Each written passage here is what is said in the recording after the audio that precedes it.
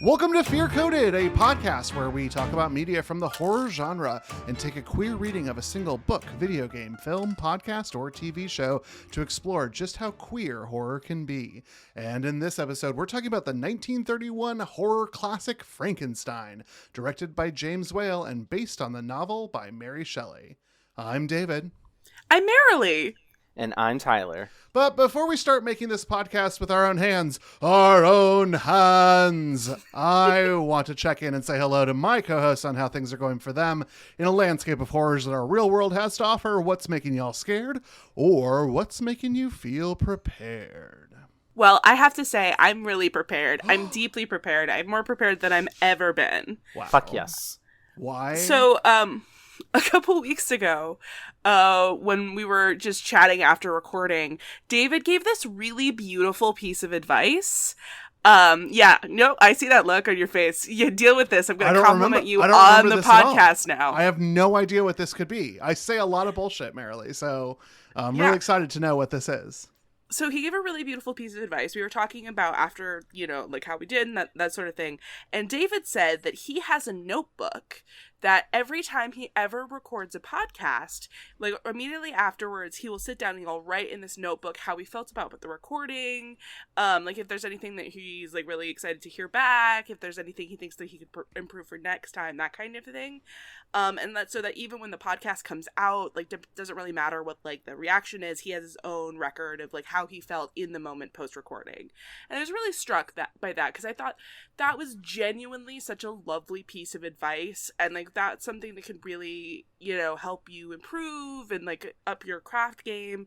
And so like that has been like sitting in the back of my dome ever since. And so I was really prepared today because I bought myself a special little notebook. It's scary. For podcast notes. It's oh my terrifying. God, I love it. Yeah, it's got this big Luna moth on it with like a moon. That. It's just really pretty. I'm really excited to get to use this and like be a better podcaster. Marilee, that's excellent. Yeah. That's so cool.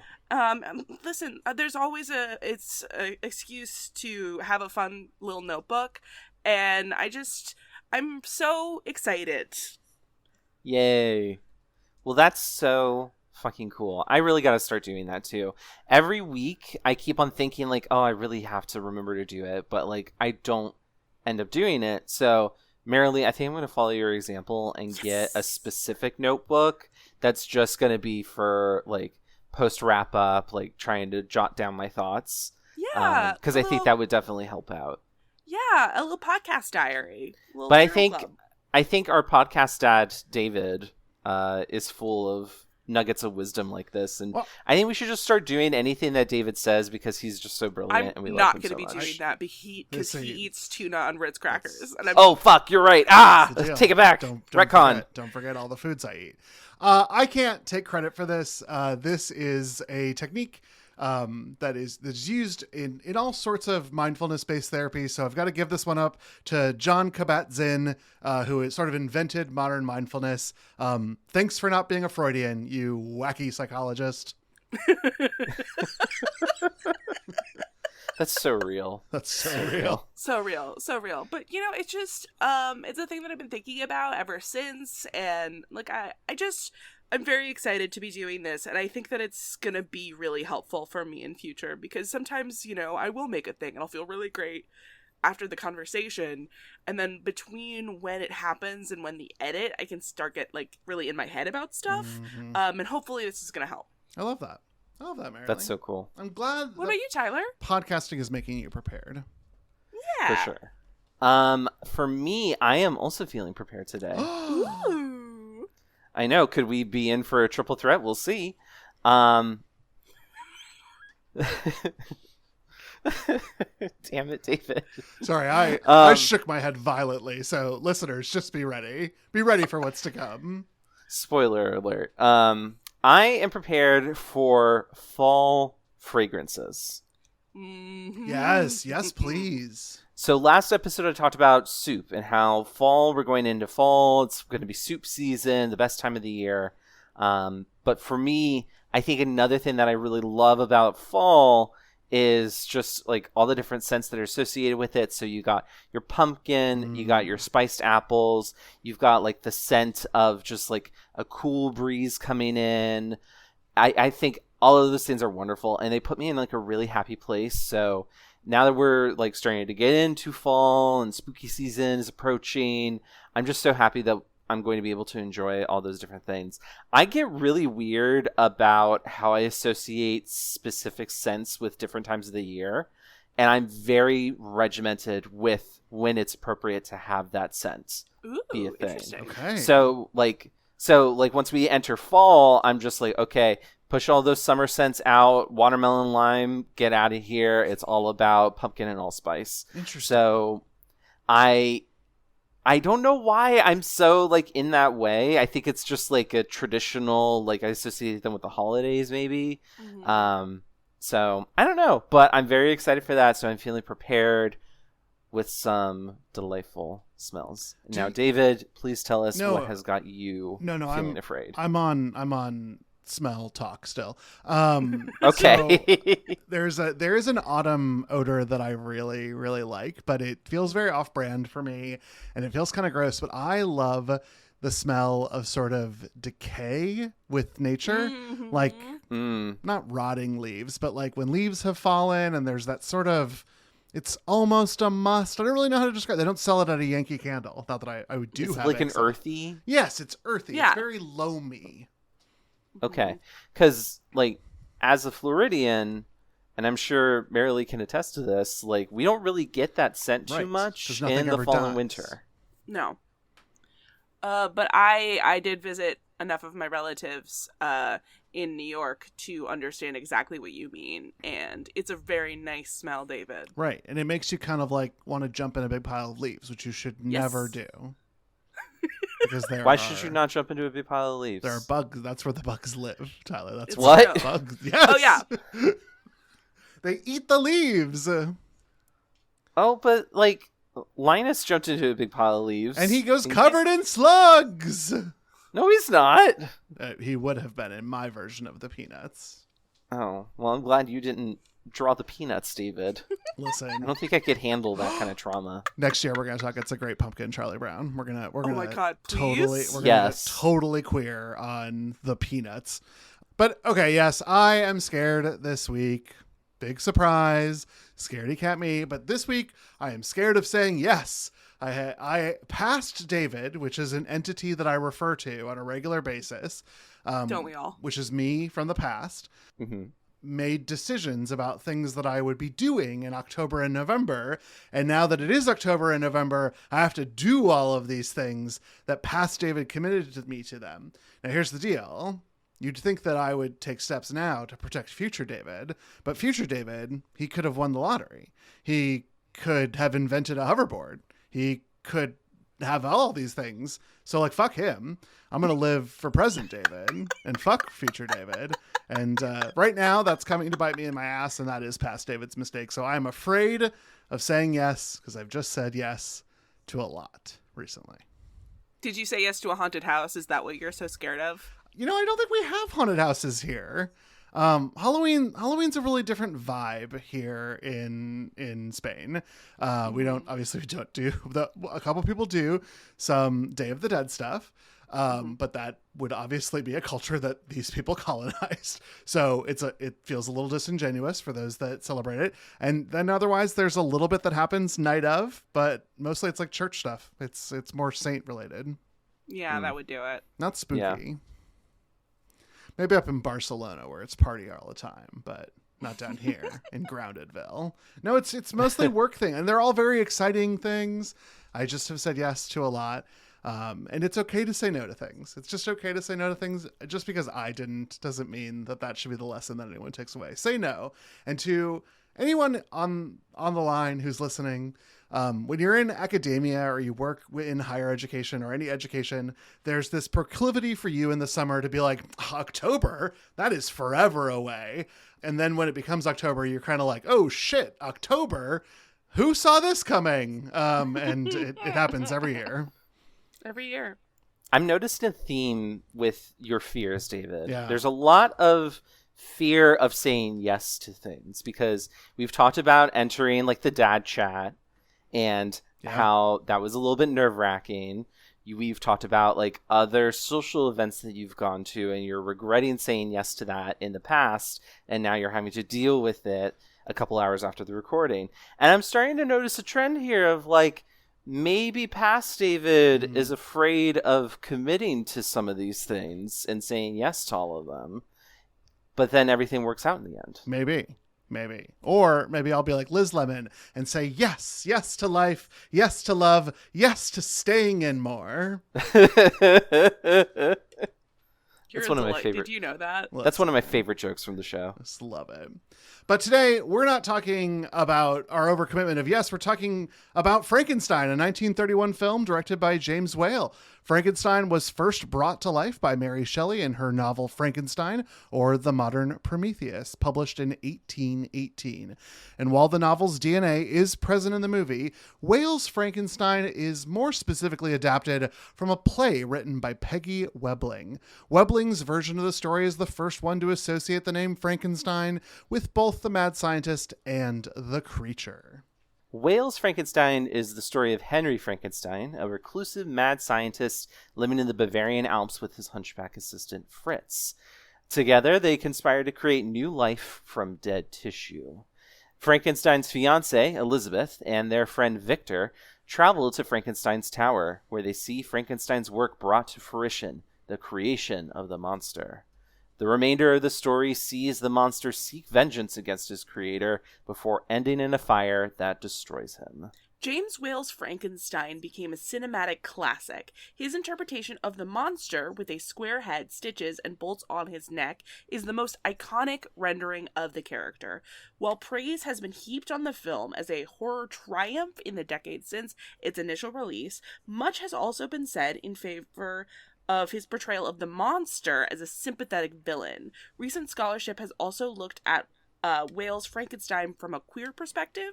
Whale was an out gay man in pre-Hays Code Hollywood, and many of the themes of the movie could apply to the queer experience. So what's your experience with James Whale's Frankenstein? You know, it's funny. I didn't think that I had seen this. So when we were talking about our October Spooktacular, I was like, yeah, let's watch Frankenstein because I've never seen it. And then like 1 minute in, I was like, oh, I have definitely seen this like before. But I don't remember when. I don't remember why. I don't remember the farmer's daughter at all. I actually don't remember like how the end happened. But I have either seen this movie or enough of it has been osmosed into me from popular culture that I feel like I had seen the whole thing, but I was nearly certain as I started to watch this that I had seen it before. What about you, Marilee?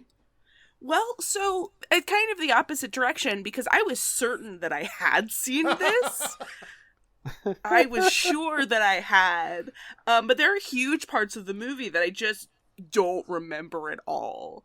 So I was really very much rediscovering it as I went along. So it's entirely possible that maybe I hadn't seen it and I just pop cultured enough of it to think that, yeah, I definitely see that one. So we're meeting in the middle with this one, David. We are shaking hands. Like that. Have we seen it before? Who can say? Well, I can say I definitely never saw this movie before. Mm-hmm. I really, really enjoyed it. I said it right before the podcast that I feel like every minute of this movie is used well because it's only about an hour long. And then David looked at me and then I realized that there are many scenes in this movie where there's just stuff kind of happening just as like a little gag or some waste of time. And it made me realize, well, it's as good as an hour-long movie can be from 1931, but it's an excellent movie from 1931. I think Boris Karloff's performance in particular as the monster is incredibly mesmerizing. I think he gets a lot of praise for, originating the idea that the monster walks at like this shuffling gait and he's got the square head and everything. But there's a lot of sensitivity to his portrayal that I found, like I said, mesmerizing. So yeah, I really enjoyed it. Yeah, and I think I was stricken by the rest of the cast of characters a lot more. as we'll be talking in the film. I think, we talked about pedantic nerds early in our conversation here on Fear Coded, and how I actually love to tease people who are like, it's Frankenstein's monster. Frankenstein was the scientist, like, get a job. But I actually love that the story really isn't as much about the monster as all of these things that revolve around this creation and what that ends up meaning. And it really is about the titular Frankenstein and sort of his god complex that we're going to navigate as part of all of this. Yeah, and speaking of like a god complex, I want to talk a little bit about our themes now. So one of our first themes that we touch on is playing God and suffering hubris, or fucking around and finding out. Yeah, fuck around, find out, Frankie. To play God, Frankie. You knew that was going to happen at some point in time in this recording. No, I didn't. I was completely unaware that you were going to call him Frankie like that. Frankie. That was a delightful surprise, and I appreciate it. Frankie says relax. Back to this theme, though. Playing God essentially means to do something that is deemed either morally or physically impossible, oftentimes both, to a degree that is commonly assumed to be something only God can do. As a result, the person playing God in these stories typically ends up suffering from their own hubris. For example, in the original story of Prometheus, quote-unquote, plays God by stealing the secret of fire from the gods of the Greek pantheon and giving it to humans. For this, he's punished to be chained to a stone for all eternity, with an eagle eating his liver every day. In Frankenstein's stories, the scientist Frankenstein plays God by creating life in a way deemed unnatural. Today, this accusation is thrown around regarding in vitro fertilization and the growing prominence of AI, as well as to a lesser degree with the very modern phrase, fucking around and finding out. Yeah, I love this. I love the story of Prometheus. It's one of my favorite stories from mythology. I love the idea of both this sort of craven punishment for really giving knowledge, not just the sort of technology of fire, but the knowledge of it to mortals, was to then just like be tortured for eternity. And I think that honestly, we struggle with that today with all the things that we are almost advancing without purpose. And I think it is sort of a manifesto on unchecked technology. And I love you calling attention to like artificial intelligence and what's being sold as artificial intelligence, which some of those guys should get their livers pecked out by eagles for all eternity. Yeah, for sure. Fair point. I have no arguments with your logic there.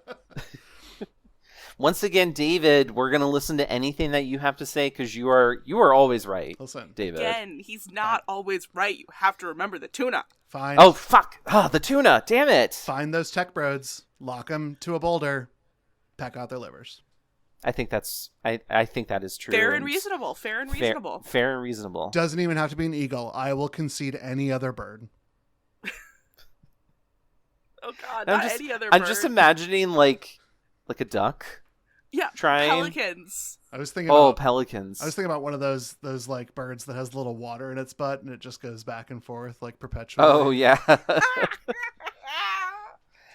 Well, back to these themes, however, speaking of things that should or should not be, just this whole concept of playing God and messing around with stuff that seems impossible or should be considered impossible, I always find really enchanting. I think it's partially because I saw Jurassic Park when I was so young, and I didn't really like fully comprehend that what they were doing was playing God. I just was like, cool dinosaurs. Mm-hmm. But the fact that I stuck with it, I think just kind of passively associated that with something that I really enjoyed. But the original Frankenstein by Mary Shelley really kind of originates that. The fact that it's subtitled the modern Prometheus is a direct call out to this concept of playing God and suffering from one's own hubris.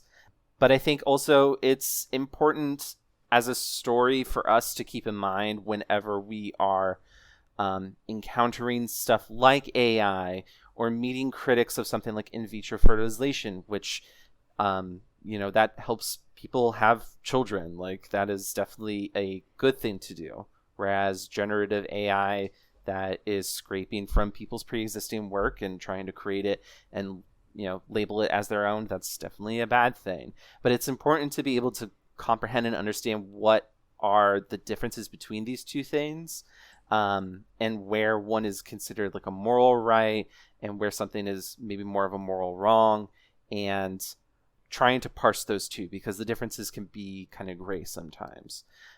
So the more media that we have like this, like Frankenstein, like Jurassic Park, but also just the experiences that we have in our day-to-day, when we learn from them, we become better prepared to encounter them and challenge them in the real world. Well, I think you almost have to bring in the nature of talking about playing God when the story revolves so closely around the creation of life and then the removal of life from a creation. And that I think is the heights that this story ends up going to, and why it's so important to carry that in.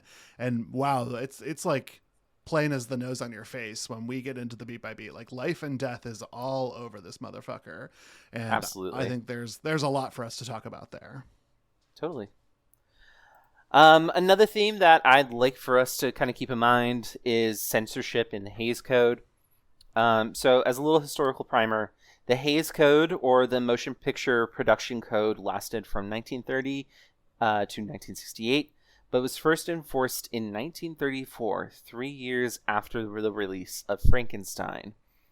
Many scenes would go on to be edited or removed, including the scene where the young girl Maria was thrown in a lake and drowned, as well as the line, "In the name of God, now I know what it feels like to be God."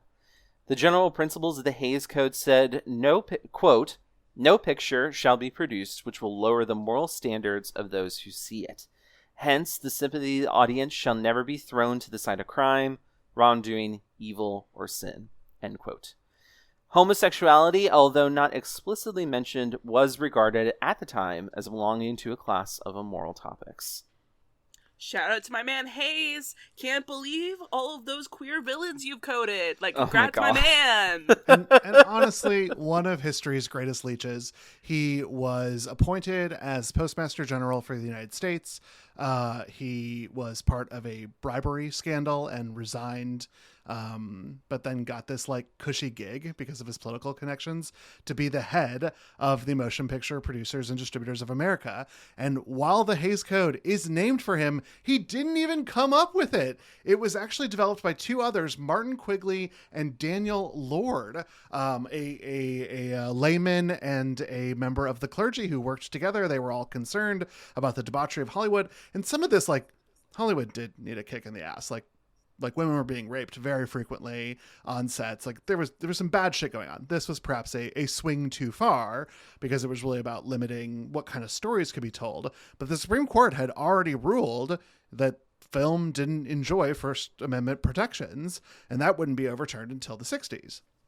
The Hays Code itself was not legislated. This was the thing that I was so shocked about this, because I've heard about this my entire life, and I was like, oh, there's this piece of legislation that went through Congress. Nope, this was just the MPBDA, and they sort of gave a stamp to the things that they said met the criteria of their sort of don't do this, and like, be careful when you show the flag, for example. Barf, barf, barf, barf, barf.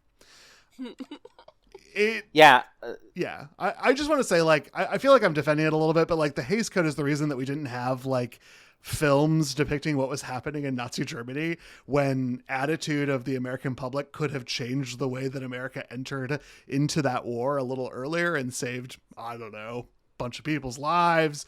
So this is shitty. This should be remembered very shitty. I do think that raping people is bad, and we should have addressed that. I think it's wild that this sort of shit still goes on today. Derek and I talked about this at length on our Sabrina the Teenage Witch episode on gimmicks, because we were talking about the way in which the ONDCP continues to promote drug-free messaging that goes out onto sitcoms. And so there is this sort of private sector, public sector that hold hands to interfere with art and the public good. And this is just fascinating. It's wild that we're talking about a pre-code film here today. You know, two things. First, I really want to like throw a second shout out to that Sabrina episode. Tyler's, I love gimmicks. It's my favorite podcast, and I'm not just saying that because I've been on there a couple of times. It's so good, and you guys are consistently excellent, and that one's one of my favorites you've ever done. Well, who would have thought that our most political episode would be about Sabrina the Teenage Witch? And her addiction to pancakes. Her addiction to pancakes. It was a dangerous addiction. That was a great episode, truly. Episode. I think the Hays Code is like a good example of this idea that private sector can monitor itself and can restrict itself from doing different things. It's not just in Hollywood people, it's also in the people who monitor our water quality or manufacture water or have chemicals that go into our water and the air that we breathe. These are the people who decide, like, well, we say that only so much poison is allowed in our water because we did a study on it. And then it turns out, you know, when someone unbiased measures it, that there's a poisonous amount of water or a toxic amount of poison in your water. My God, I can't talk. In spite of what I sound like when I'm actually saying this is really important stuff to kind of keep in mind. But I think, to David's point, this idea that it was done to prevent sexual assault and rape on sets, I think that's critically important, of course. But like David also said, perhaps we struck too far in one direction. But I think the concept of the Hays Code, though, is kind of interesting because as we go on and we look at other movies that are made in the time period post-Hays Code, where the Hays Code is in place, especially from movies directed by James Whale, like The Bride of Frankenstein, it's interesting to kind of look at these films and see how they follow along with the Hays Code according to like the letter of the law, so to speak, but not necessarily like with the full intent. Yeah. And seeing kind of subversion and playing with the Hays Code and how some of these really important messages that are common to like the human condition can still be expressed in a restricted environment, including homosexuality, because that is a very major feature in a lot of James Whale's movies post-Frankenstein and in the Hays Code era. So if you're interested at all in the Hays Code or the history of it, I would really love to give a shout out to a different podcast. This one's on a Glitterjaw. So like I really truly mean it. This is not like a self plug here. There's a show called You Must Remember This, and it's incredible. It's all about the first century of Hollywood. And they do a lot of deep dives specifically around the Hays Code and these things. But there's a special one I want to shout out here. It's called Bella and Boris. She did like a huge multi-episode, I forget, like either 7 to 12 episodes, all specifically on Bela Lugosi and Boris Karloff and like their lives and careers and they're so good. If you are interested at all in these two gentlemen, like their lives, their histories, it's an absolute must listen. And again, she talks about the Hays Code throughout her whole podcast career. It's such a great listen. I cannot recommend it enough. Well, that is super cool, and I definitely encourage folks to listen to that, especially after you listen to this episode. Be sure to listen to this whole episode listen to completely this first. in one sitting. Can't leave. You're ours for now. Yeah, for now. We'll let you go eventually. So another person or another theme here that I want us to discuss and kind of keep in mind as we go on is the director of 1931's Frankenstein, James Whale. James Whale was born in 1889. He served in the British Army in World War I and was held prisoner in a German prisoner of war camp. During this time, Whale became interested in theater. He would act, write, produce, and design sets during his tenure in the camp. After the war, he became a theater director and eventually started making movies in Hollywood. He became a famous monster movie director, directing films like The Old Dark House in 1932, The Invisible Man in 1933, and The Bride of Frankenstein in 1935. Whale was an openly gay man in an era where this was very uncommon. While some may jump to the conclusion that this negatively impacted his career, it seems that wasn't the case. In a 1996 interview with Daniel Del Valle, Curtis Harrington, a longtime friend of Whale's, claimed that no one made a big deal about Whale's sexuality. All the same, Whale's film career did end after he tried to make a sequel film to All Quiet on the Western Front titled The Road Back. Due to meddling by executives and literal actual Nazis, the film was edited into a shadow of what Whale originally filmed.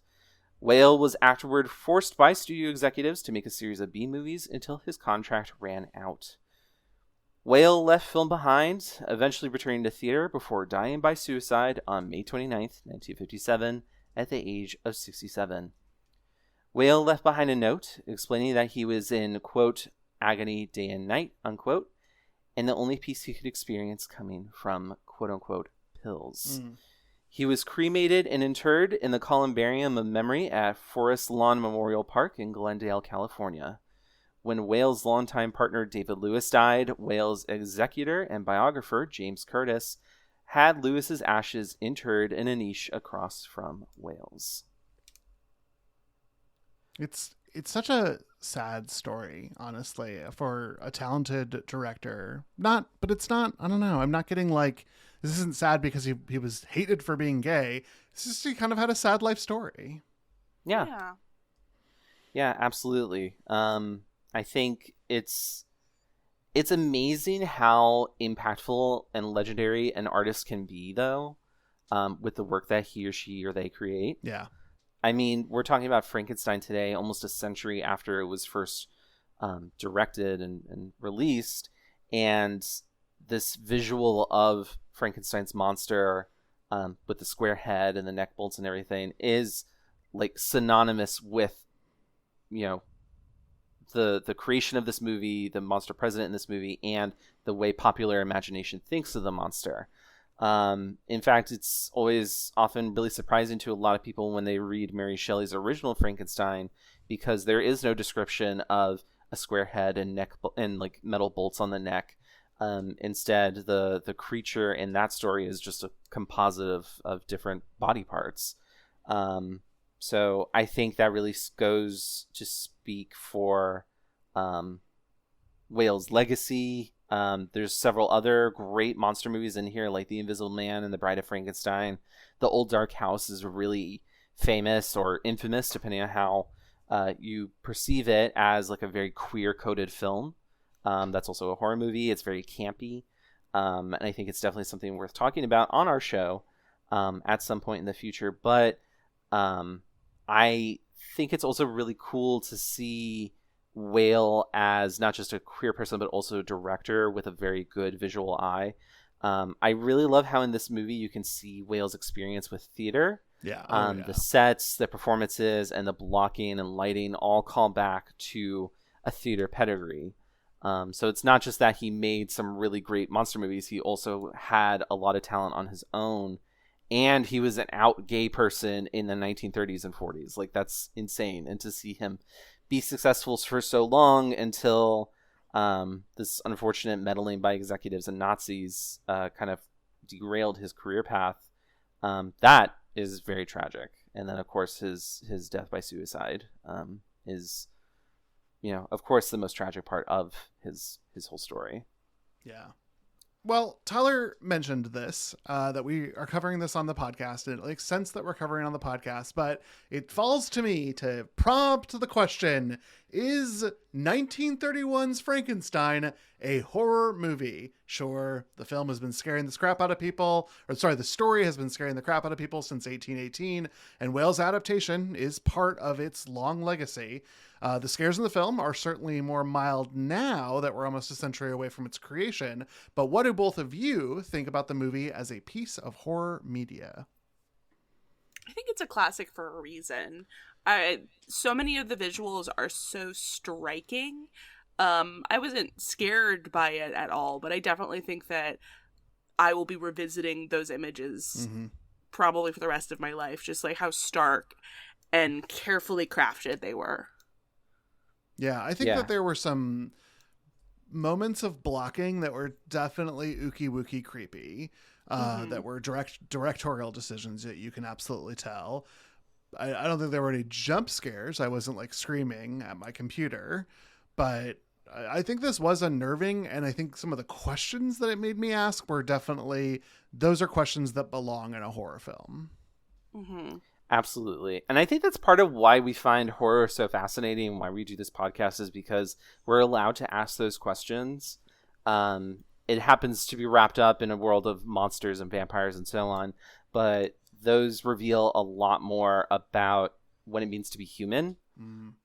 And I think horror media is much more likely to get away with those kind of big questions, while also, keeping you entertained and scaring the shit out of you. I, of course, also found this to be kind of like, it's a spooky movie for sure. It's intended to be a horror movie. I'm kind of with David more that the questions being asked are the scarier parts of the movie, but certainly, like, it's more of like the realization of what's going to happen that I think makes it a lot scarier. Especially if you know the story of Frankenstein or you're familiar with like the bigger like plot beats of the Frankenstein movie kind of genre. So I thought that was really cool. What did we think of like the very, very beginning of the movie with the prologue? Because like, oh boy, I was not expecting that. Here's the deal. A scary man comes out of a curtain and tells me that a scary story is about to unfold. I was pretty scared in advance because of this guy being like, there's a horror movie coming. This has been parodied by The Simpsons. Like, Marge came out at the beginning of Treehouse of Horrors to say, you might want to put your kids to bed. We warned you. That is a direct reference to this moment from this film. I had no idea. I completely forgot that this was a part of it. So it was really, I straight up wasn't sure if I was watching the right film when that guy popped out. I was like, is this... I know it says that it's Frankenstein, but I don't know. Is this the right movie? I know. Yeah. I had no idea that was going to happen. We're going to talk more about Edward von Sloan and his little creepy little intro in a bit. But yeah, I mean, I was told that this would be scary, and I think it delivered on what it promised. And maybe not just that it would be scary, that it would be shocking or maybe even horrifying to me. Mm-hmm. Yeah, for sure. So we know James Whale was queer, but what about the movie? Do you think that this movie can be viewed through a queer perspective? Yeah, I think that Frankenstein's pursuit of answering a question about life and death can represent a hyperfixation that can be part of many people's queer lived experiences, where it is about sort of like, once you accept that you're different from others, then you sort of allow yourself to be different from others and you become fixated on the things that interest you. And I don't know, I found a lot of resonance with that. And Frankie's just obsession with trying to get this thing to rise. Like bread. People get obsessed with bread. This is just his Great British Bake Off. So true. A, I love that. B, when you said he's trying to get this thing to rise, no. Red was not where I thought Merrily? that sentence was going to end up. Don't do it. Don't do it. Don't do it. I'm sorry I already went there. You mean his dick. Great. That is yes. Great. Now I'm thinking about Paul Hillwood's dick again. Like, just... Okay, listen. So I'm going to make a claim. I feel pretty good about this claim, but here we are. I think the creature is a gay icon. Discuss. 100%. 100%. 110%, honestly. 120. Fantastic. I knew it was going to be a short discussion. Here's the deal. Discussion. I could talk. I think that the creature reminds me of when you just come out, you're sort of this newborn queer out in the world. And even though you're in a body that's fully grown, for most, I guess some people are coming out very young, which is like awesome, but not my life. Like I was in a body that was fully grown, but I was somehow learning to navigate that body in a world that was completely different for me because I had changed. And I think there are these moments that you kind of see that with the creature. And I think that's very exciting, especially because we're going like back to one of the formative parts of this. I mean, we absolutely talked about this a little bit with Lisa Frankenstein, but I think now back to the basics here, we really get some moments with the creature where he is sort of a stand-in for like someone who's newly come out. I love that. That's beautiful. Absolutely. I think it's also queer from like a gender perspective. There's a lot going on in this that involves horror being from something where life was created in an unnatural way. There's a lot of discussion of Frankenstein is not reviving anything. Instead, he is bringing new life into something brand new, and to many people this is horrifying. To others it's extremely exciting and interesting, and then to others it's just like, this is anathema to humanity and it's wrong, you should never ever do this. And then we kind of see how that torment over gender, and you could certainly argue sexuality, how that gets contorted, how there's some weird suppression of desire, how there's a rejection of desire, how there's conflict that comes about from that. So much of that is just speaking to the queer person's identity, in a world that says like that is wrong, or a gender identity that says you're doing something that does not go along with that gender identity. It's wrong, and you are wrong, and you are a bad person for it. And so I think that's what I really also enjoy about this movie, is that I think it's not only just like a well-made piece of film, I think it's also an eternal meditation on so much of what queer people go through. And I think it stands the test of time because it is forever relevant. Yeah, I like that, Tyler. Yeah. That's really smart. Well, let's jump into it then. The film, as we have mentioned, begins with a man played by Edward von Sloan coming out from behind a curtain to warn the audience of the terror they're about to experience with the story. He says that the movie will depict a man of science who thought to create man in his own image without thought for God. And before leaving the stage, he says of the film, "I think it will thrill you, it may shock you, it may even horrify you." I'm like, let's go, let's go, Let's go. let's go. Let's So- go. Let's fucking go. And then we get credits that omit one of the actors' names as if to add this mystery around the monster and what it will be. So that was kind of exciting too. Mm-hmm. I will say, just throwing it out there in the credits, Mary Shelley is only credited as Mrs. Percy Shelley, by the way. I did not notice that. Hello? What? Mm-hmm. Mm-hmm. I could never. Imagine. Wow.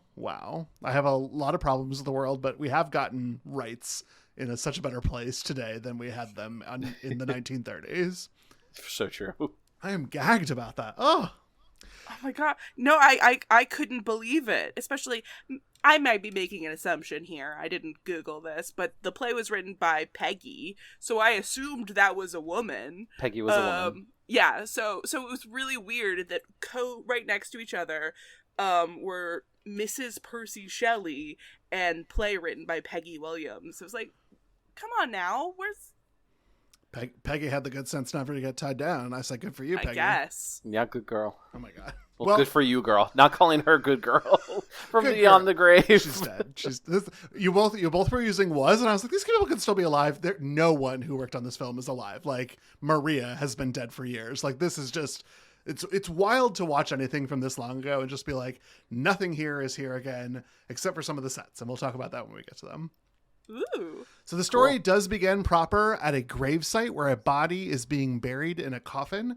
Two men, Henry Frankenstein and Fritz, watch and wait until the funeral has ended and the body is buried before they go to dig it up. As they return to Frankenstein's tower, they stop to pull down a body of a criminal who has been hung. Unfortunately, the neck of the body is broken, which destroyed the brain. Frankenstein needs an undamaged brain if he's to complete his experiment. In the next scene, we see a classroom presentation focusing on human anatomy.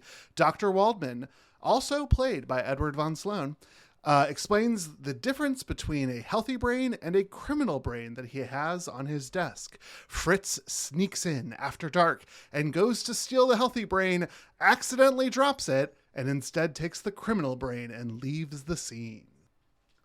There's a couple things that I wanted to talk about in this montage of scenes. First of all, love the prologue with Edward von Sloan as this dude in a tuxedo telling me that this movie is going to scare the shit out of me.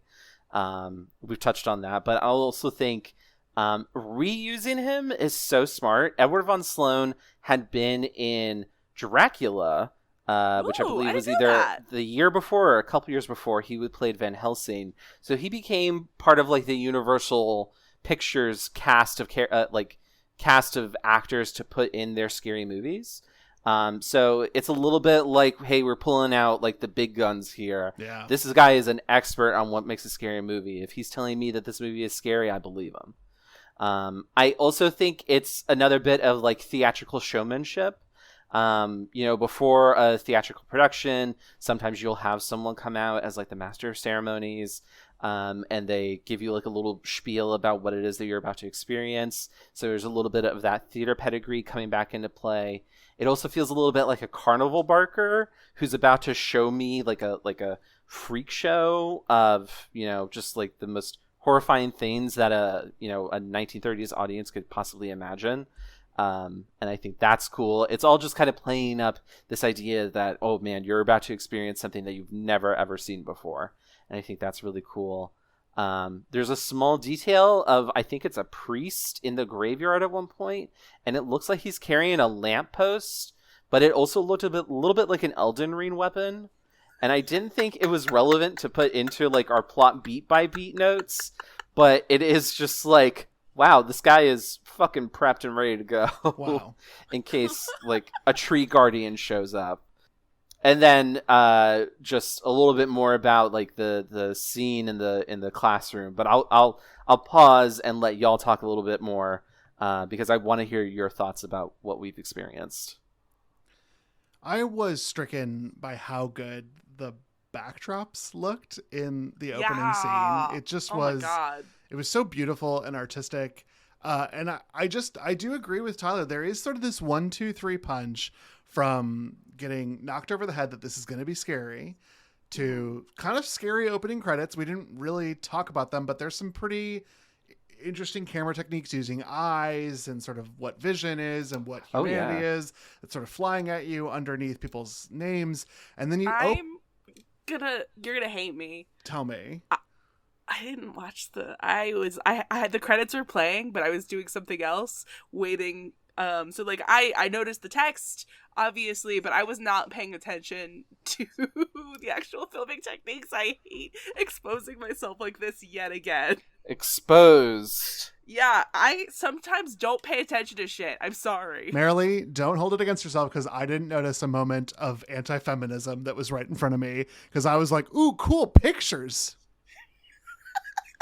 So it was cool. It was cool looking. And then the grave scene is like, I don't know. It is dark. It's but it's both dark in that it is lit to be dark and filmed dark. And it is sort of this morbid thing. Women are crying, but we don't know who this is. We don't care who this is.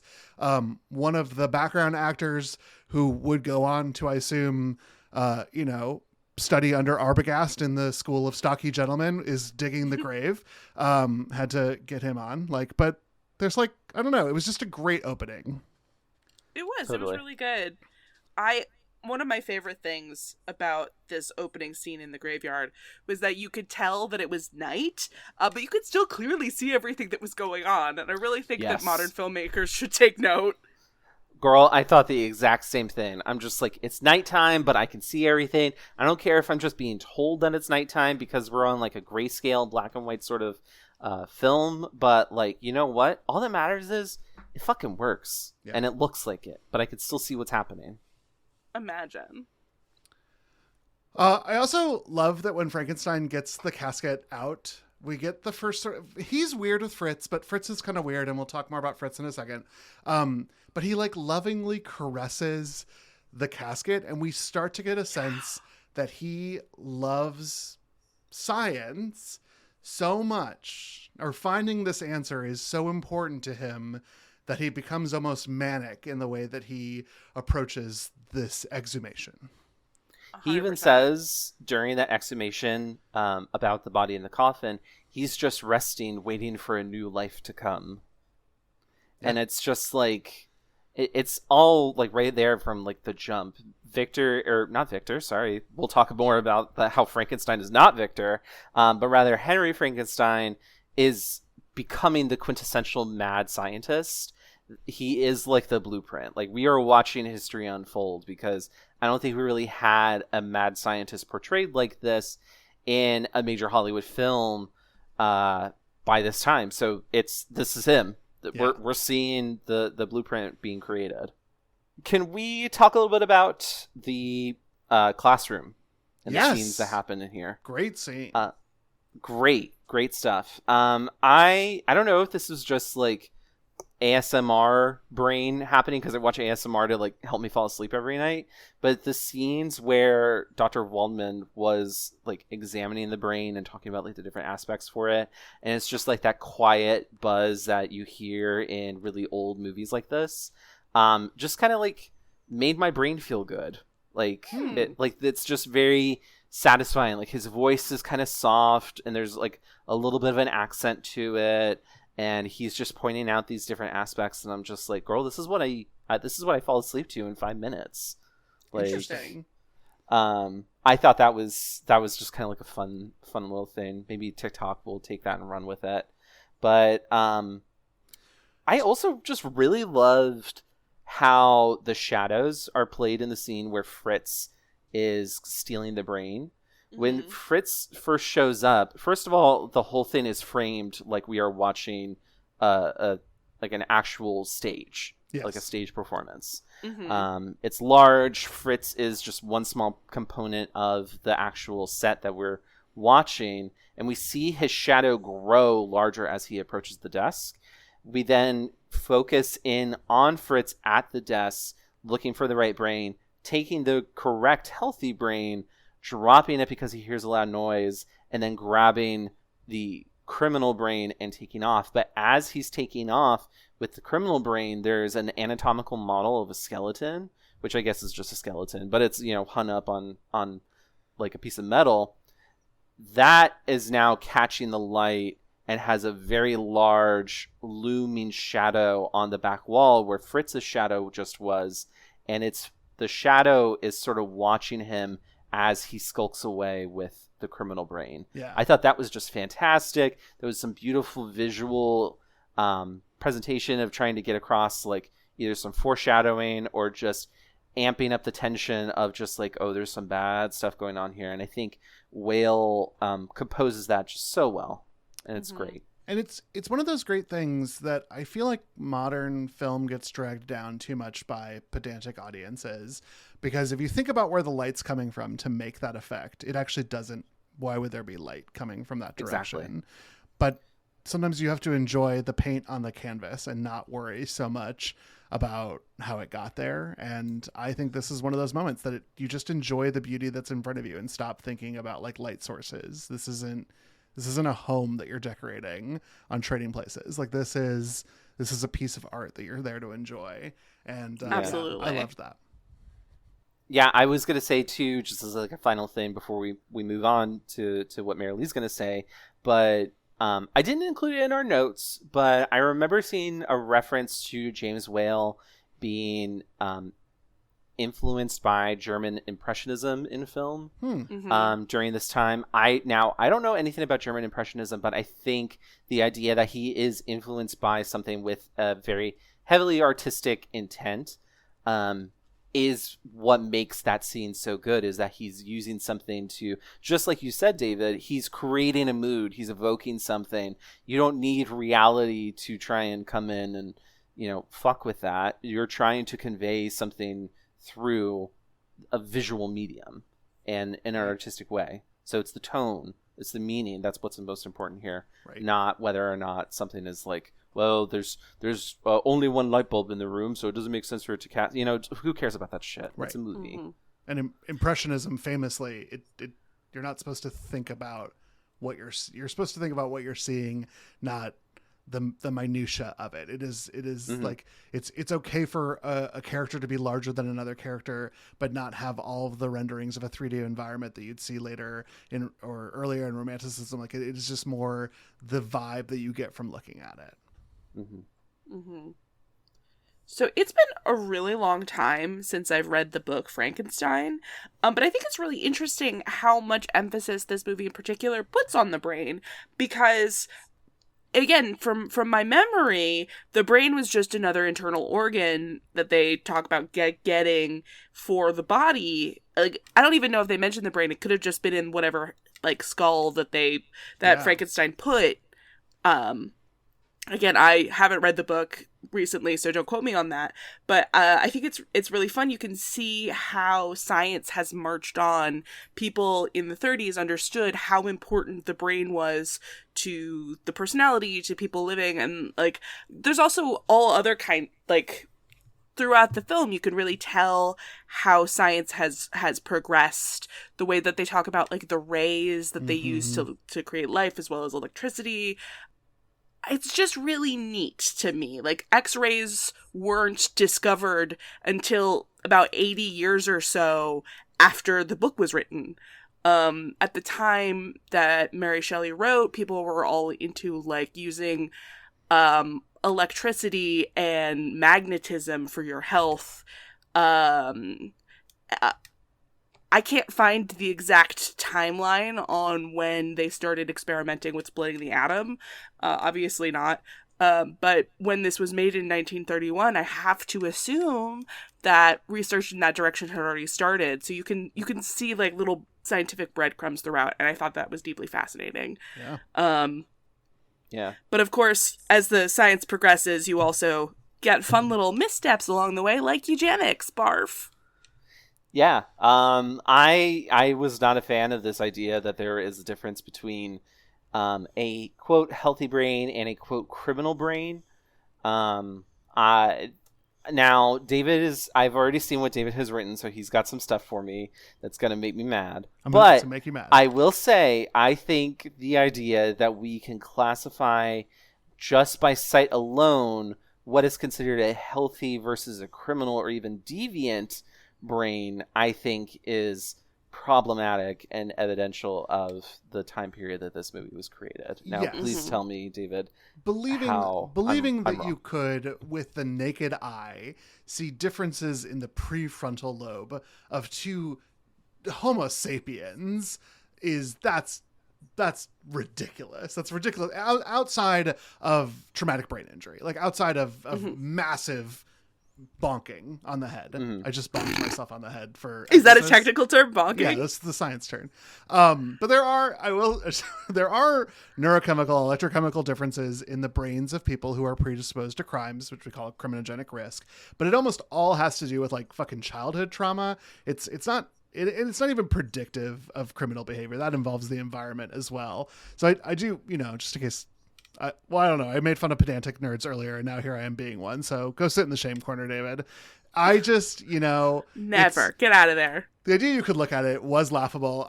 You're also both saying eugenics. We're almost in phrenology here. I was going to bring that up as well. It's just, I saw eugenics on the side, and it's like, definitely, phrenology was a big thing at the time that Mary Shelley wrote the book. So I guess, like, you could say that that's baked in. Well, yeah, maybe there was something in the play. Like, I didn't have a chance to read the play. Like, yeah, me neither. They were measuring the head size. Like, well, even still, I'm pretty sure, like, in the 1930s, phrenology was very much on the way out, but still this idea that there are physical deformations to the body or physical traits that determine whether or not someone is, going to be a good person or a bad person. Like, that was definitely still very common parlance at the time. Yeah. Well, yeah, it's because eugenics and phrenology are both branches of the same rotten racist tree of people trying to use scientific and imperial terms to quantify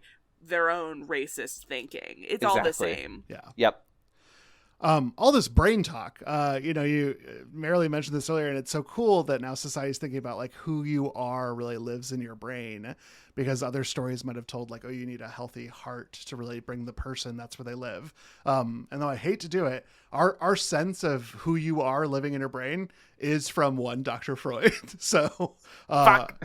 sorry, babes. He was everywhere. Published a lot. Yeah. So, listen, when we're talking about your own sense of self, did you know that the ancient Chinese believed that the center of thought was in your stomach? As it should be. That's where mine is. That makes sense for me. It's the only organ that talks to you and tells you when you need something. Okay. And so they thought that's clearly the smartest one. Proceed. That's true. That's what? Maybe I think they're onto something. My soul does live in my stomach, so if you ever want it, that's where it is. It's the closest way to your heart too. So really, you got to think about it. Well, and when we speak about people who look different from other people. I think now is my chance to talk about Fritz. First and foremost, wild R.I.P. Fritz, because you should have been a cultural icon. Instead, we know you as Igor, and that is criminal because Igor would not appear until a sequel to this film. And that is the cultural touchstone that we all remember as the lab assistant, but it was all based on Fritz in this moment. Wild. Mm-hmm. Fritz also not in the original Frankenstein by Mary Shelley. We'll talk. I definitely want us to talk a lot more about Mary Shelley when we do talk about the novel Frankenstein, which at is some coming. Point, is coming. Yeah, we've done this and Lisa Frankenstein. I'm so sorry, David. You have signed yourself up to a long discussion on the book. The point being that with Frankenstein, there is, in this modern presentation, science is very much at the fore. And it's what in the 1930s they considered like high science, or like the most practical science, and it's the most evolved and it's the most modern, because it was at the time. But in Mary Shelley's original, it's much more of like an alchemical science that Frankenstein practices.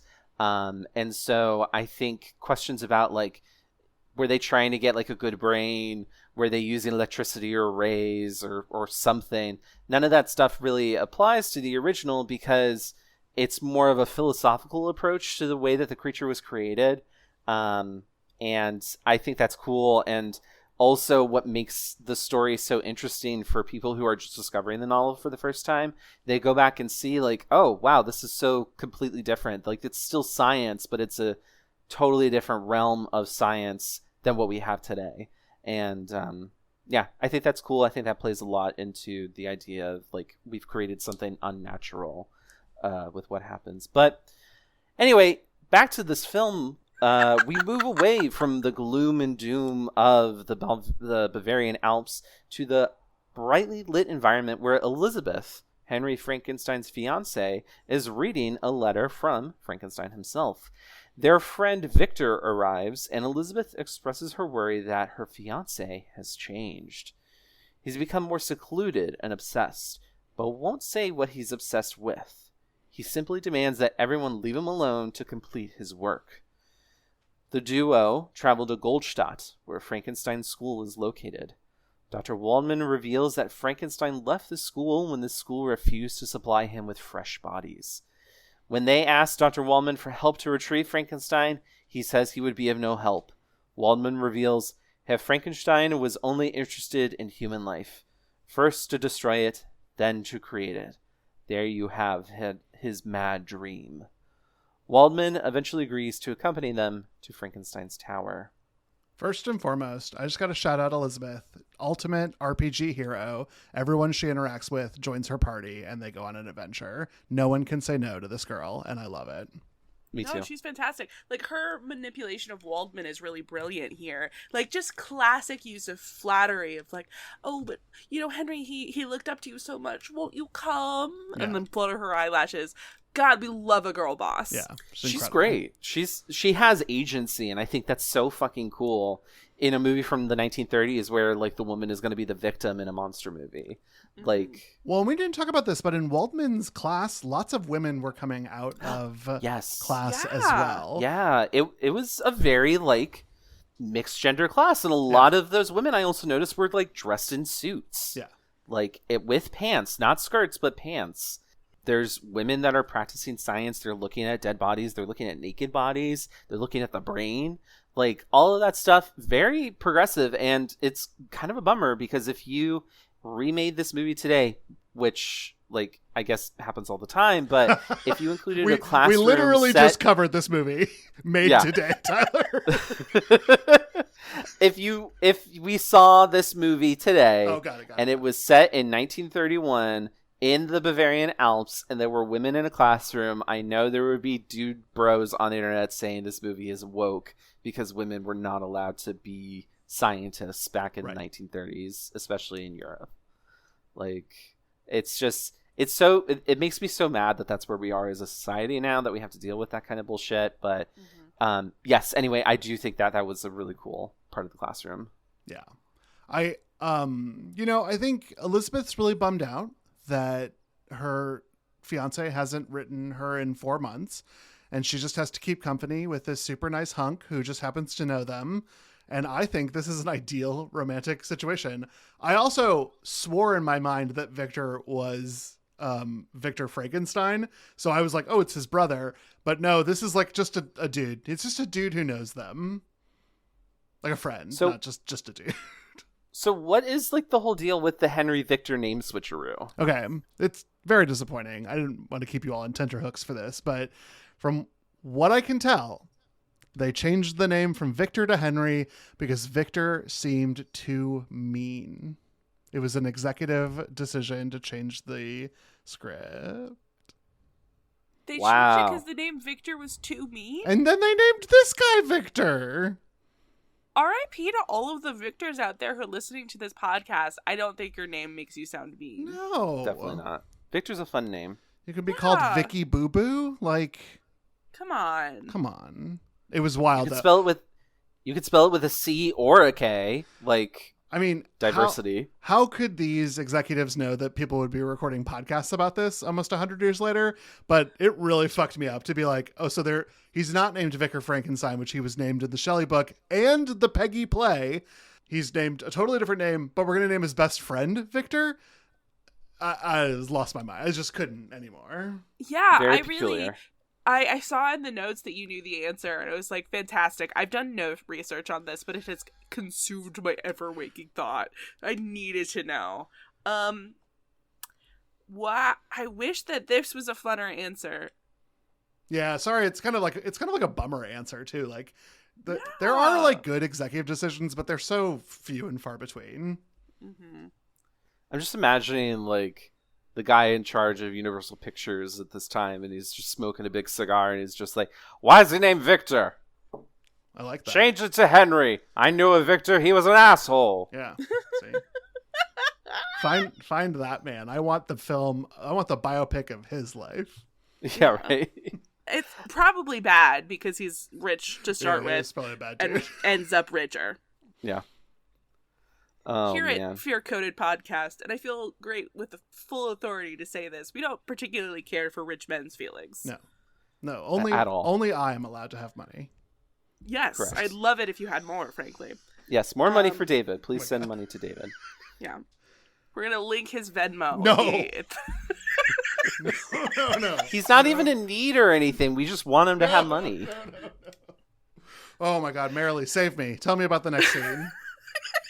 We return to Frankenstein and Fritz, who admire the newly assembled body during a violent storm. Frankenstein says, "No blood, no decay, just a few stitches. And look, here's the final touch. The brain of the man waiting to live again in the body I've made with my own hands. My own hands!" It's incredible. As they prepare for the experiment, they hear knocking on the door. Initially, Frankenstein commands Fritz to send the visitors away, but eventually Frankenstein steps out of his lab and sees the visitors are Elizabeth, Victor, and Dr. Waldman.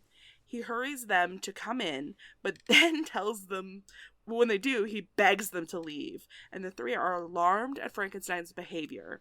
And Victor says that Frankenstein is behaving crazily. Frankenstein responds, "Crazy, am I? You'll see whether I'm crazy or not," and then invites them up to see his work. Frankenstein explains that he discovered a new ray that can create life. Frankenstein says, "That body is not dead. It has never lived. I created it. I made it with my own hands. For the bodies I took from graves, from gallows, anywhere."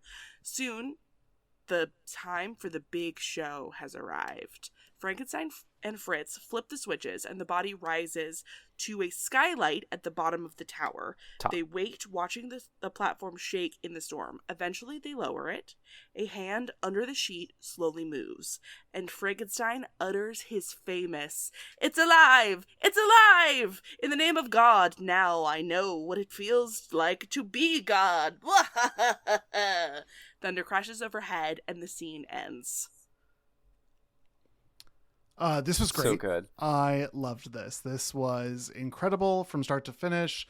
But before we get to the iconic scene, let's talk about some of the stuff that came up to it.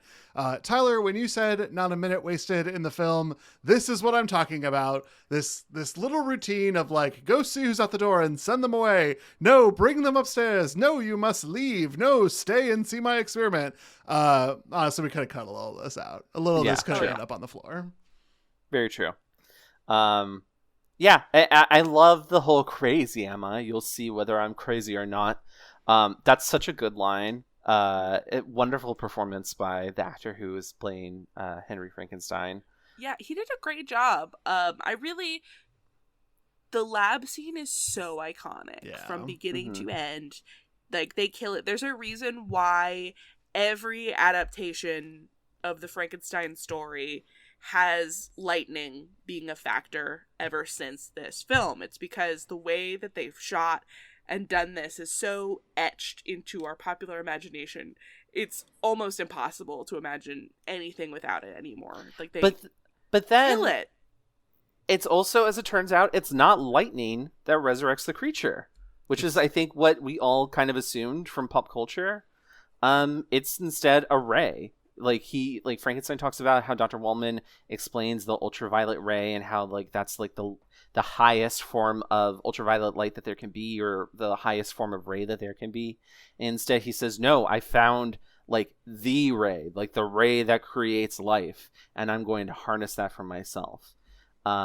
Obviously, for the 1930s, an American audience hearing this, big deal. It's pretty fucked up. You don't want to hear that when, you know, you're going to church every Sunday and Christianity is a major part of your life. So references to this end up getting taken out in later cuts of Frankenstein because of the Hays Code. Specifically the line, in the name of God, now I know what it feels like to be God, because that's blasphemy. And there were many states who were saying, well, we won't show this movie here because there's blasphemy, which is part of what the Hays Code was intended to try and prevent. I do want to talk about those lines, though. So in the first time that we mention the quote in this section, no blood, no decay, just a few stitches, and look, here's the final touch. The brain of a dead man waiting to live it again in a body I made with my own hands, my own hands. We kind of made some jokes and gags about the whole my own hands part, but I think references to Frankenstein's hands are really, really important because it's implying that he is the one who's taking action here. He's the one who's creating life. And first of all, like, that would be blasphemous to God in a Christian mindset. So very shocking for an audience at this time, but it's also shocking because Frankenstein is taking the role of the life giver, which biologically was always typically ascribed to being the woman's role. And threats to that, or accusations that was not the case, are just as shocking now as they were back then, to many audiences now anyway. But back then, completely unheard of. And this is also, I think, part of the inherentness of Frankenstein. Like, this is part of the nature of Frankenstein, is the idea that you're creating life in an unnatural way. I think that goes back to Mary Shelley. She had, and again, we'll talk about this more in a Frankenstein the novel episode, but she had her own issues with birth, and feelings of, you know, potentially like the idea that she was not capable of giving birth to a child in a natural way. And so this might have been a manifestation of that angst. But we see how society reacts to that, and it's a horrible thing. But by playing with gender and playing with gender roles and saying that I, a man, am capable of creating life, something that God and only women can do, it's playing a lot with gender, and Frankenstein saying, I am not going to belong to the old set of rules with what comes with gender. I'm going to make my own thing. And that scares Victor and Elizabeth. Right. And it scares Dr. Waldman too, even though he becomes a little bit more sympathetic to it later. Yeah. And I don't know. I mean, I think there's a lot of queer reading that's inherent to that. Not just the idea of giving life outside of a heterosexual union, but I mean, it's kind of everything from that I can harness this power that used to belong to the divine that I've demystified, and now I understand that I have a full range too, to even the simpler reading of it's a guy who's locked in a big tower with another dude making a dude talking about rainbows the whole time because he's just talking about the farthest light on the rainbow. And that's kind of gay. So, like, good for you, Vicky. Not Vicky. God damn it. Henny. Henry. Yeah. Ugh, I hate that Henry. Ugh. I just the way that you were talking about his hands and like the emphasis of that line, it got my brain steaming. Do we think that like that's like a creation of Adam reference? Totally. Yeah.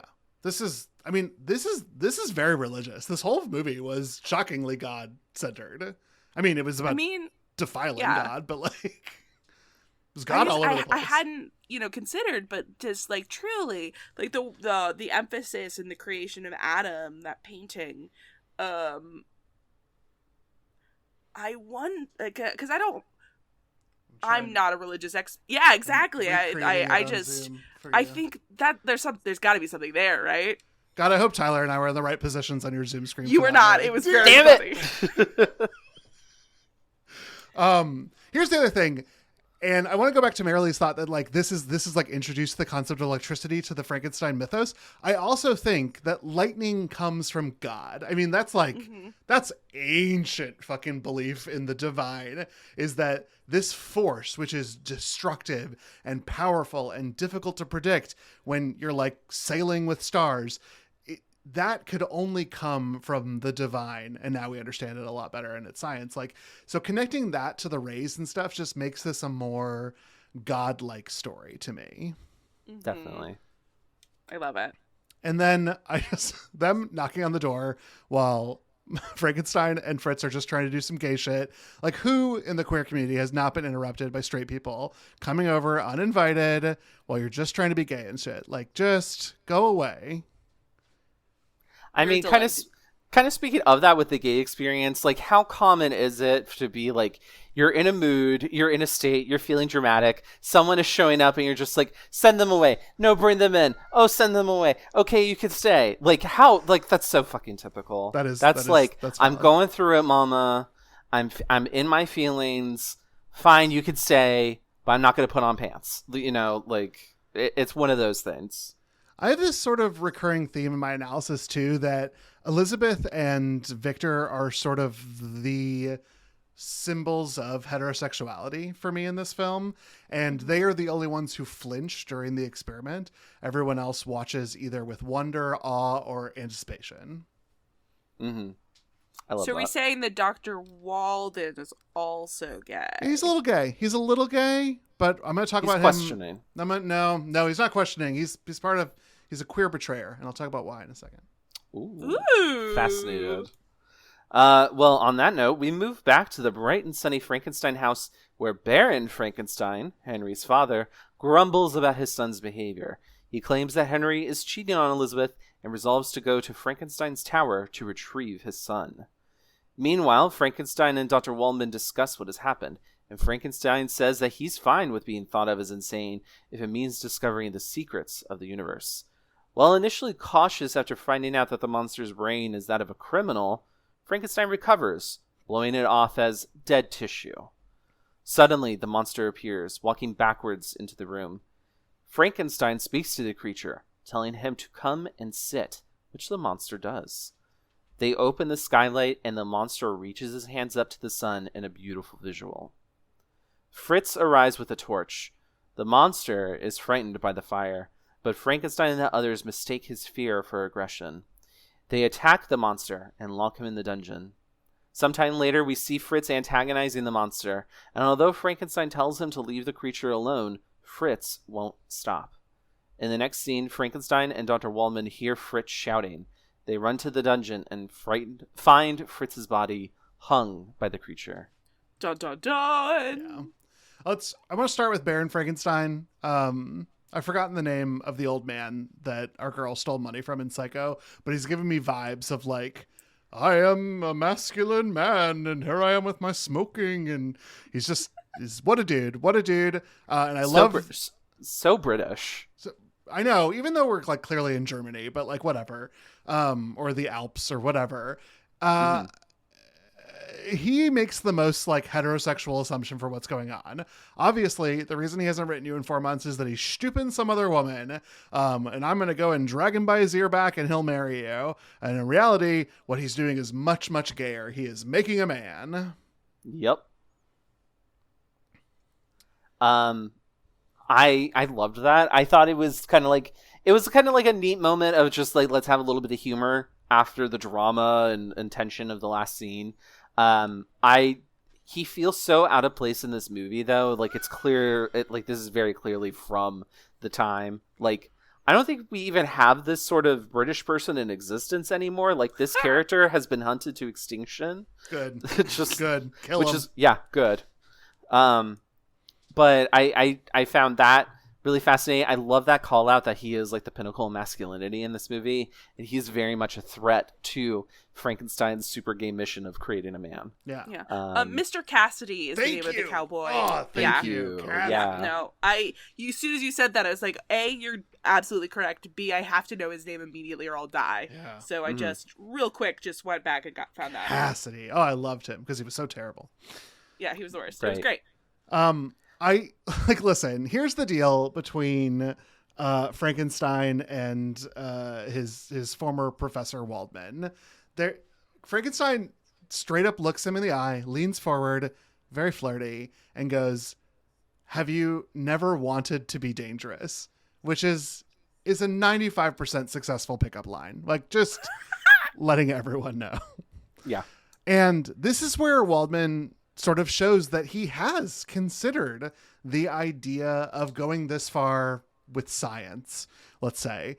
But he rejected it and stayed mainstream and now is teaching people the mainstream way. And so in this way, he acts as sort of someone who has subverted their maybe queer identity and is in charge of keeping everyone subverted so that normality can be maintained. And that was sort of my read on Waldman throughout the entire thing. He's kind of like the good homosexual. Well, not because he's not even the good. He's like the ex-gay, Tyler. I mean, like, yeah, he teaches conversion therapy. Right. He's like a has-been. Because I was kind of thinking you were implying he was like, he's that homosexual that's just like, love wins, we got gay marriage, the fight for queer rights is over kind of gay. No. Though that is also toxic and bad. Right. So that's cool though. I like that idea, especially because like there's a lot of intimacy in that conversation that they have. Frankenstein is sitting there leaning back in his chair, very relaxed, so smoking a cigarette. Whereas Waldman he's dressed up in dark clothes and he's sitting up and he's a very proper German man, Bavarian man, whatever. I think also Frankenstein's idea that he is he's fine with being thought of as insane if it means discovering the secrets of the universe, I think is so fascinating. It plays into that religious angle that we were just talking about. I think it also does play more into, again, kind of my argument that there's a lot of gender like nonsense at work here, and the idea that Frankenstein is okay with being thought of as weird or queer if it means that he gets to experience something brand new that has heretofore been inaccessible to like normal humans.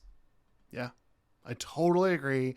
And then we get this line from Waldman that's like, essentially, and I'm paraphrasing, it doesn't actually say this, but he says, "It's just a phase. You'll get over this.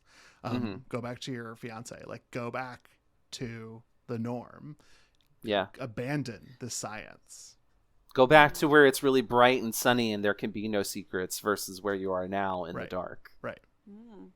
Listen, can we talk about Karloff? Because yes. he really straight up does walk into that screen and just instantly iconic. Oh my god. Like oh my god, his face, like, and the physicality and the way that he portrays the creature are so immediately striking, unforgettable. Yeah. And it's so obvious that Whale knows what he's doing with Karloff and this representation of the monster.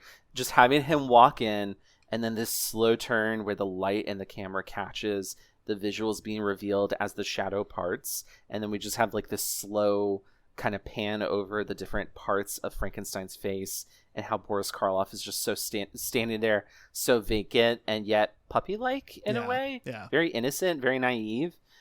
It's beautiful. Like, I just imagine that whale must have seen what they did to Boris, and they were just like, oh my god, we have something incredible here. Like, that's my headcanon anyway, that's what it was, because it's just shot so purposely with that kind of meaning.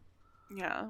Yeah, and I mentioned this at the top, but like there are some blocking decisions that really ooked me out. And someone walking backwards into a room is among them. Like, that's unnerving, but it makes sense. This is a creature that doesn't have a sense of forward and backward. Like, that's a new concept to them because they've just been made. And so I don't know, I liked that a lot. Me too. Yet it's so cool too, because yes, that is the case, but he can also understand when Frankenstein tells him to do things. Ah, the sitting down thing, you say. Well, I have a lot to say about that, because in the previous scene, Frankenstein invited Victor and Elizabeth to sit down, and they refused to, but our new creation does so amicably and pliably. And so I do think that there's this idea that if you can't find what you need in the straight world, you almost have to create community for yourself, or maybe create a creature for yourself. And that is in a little bit what Frankenstein has done here. Yes. You're so absolutely. smart. You have such excellent takes. I really love it. Listen. Truly. I went off on today's assignment. I was like, I'm going to make this gay. Marilee said, make it queer. And here we are. And like I love also the way the scene is shot afterwards, where they open the skylight and the monster reaches up to the sun. Karloff really plays that scene with a sensitivity that I was not expecting.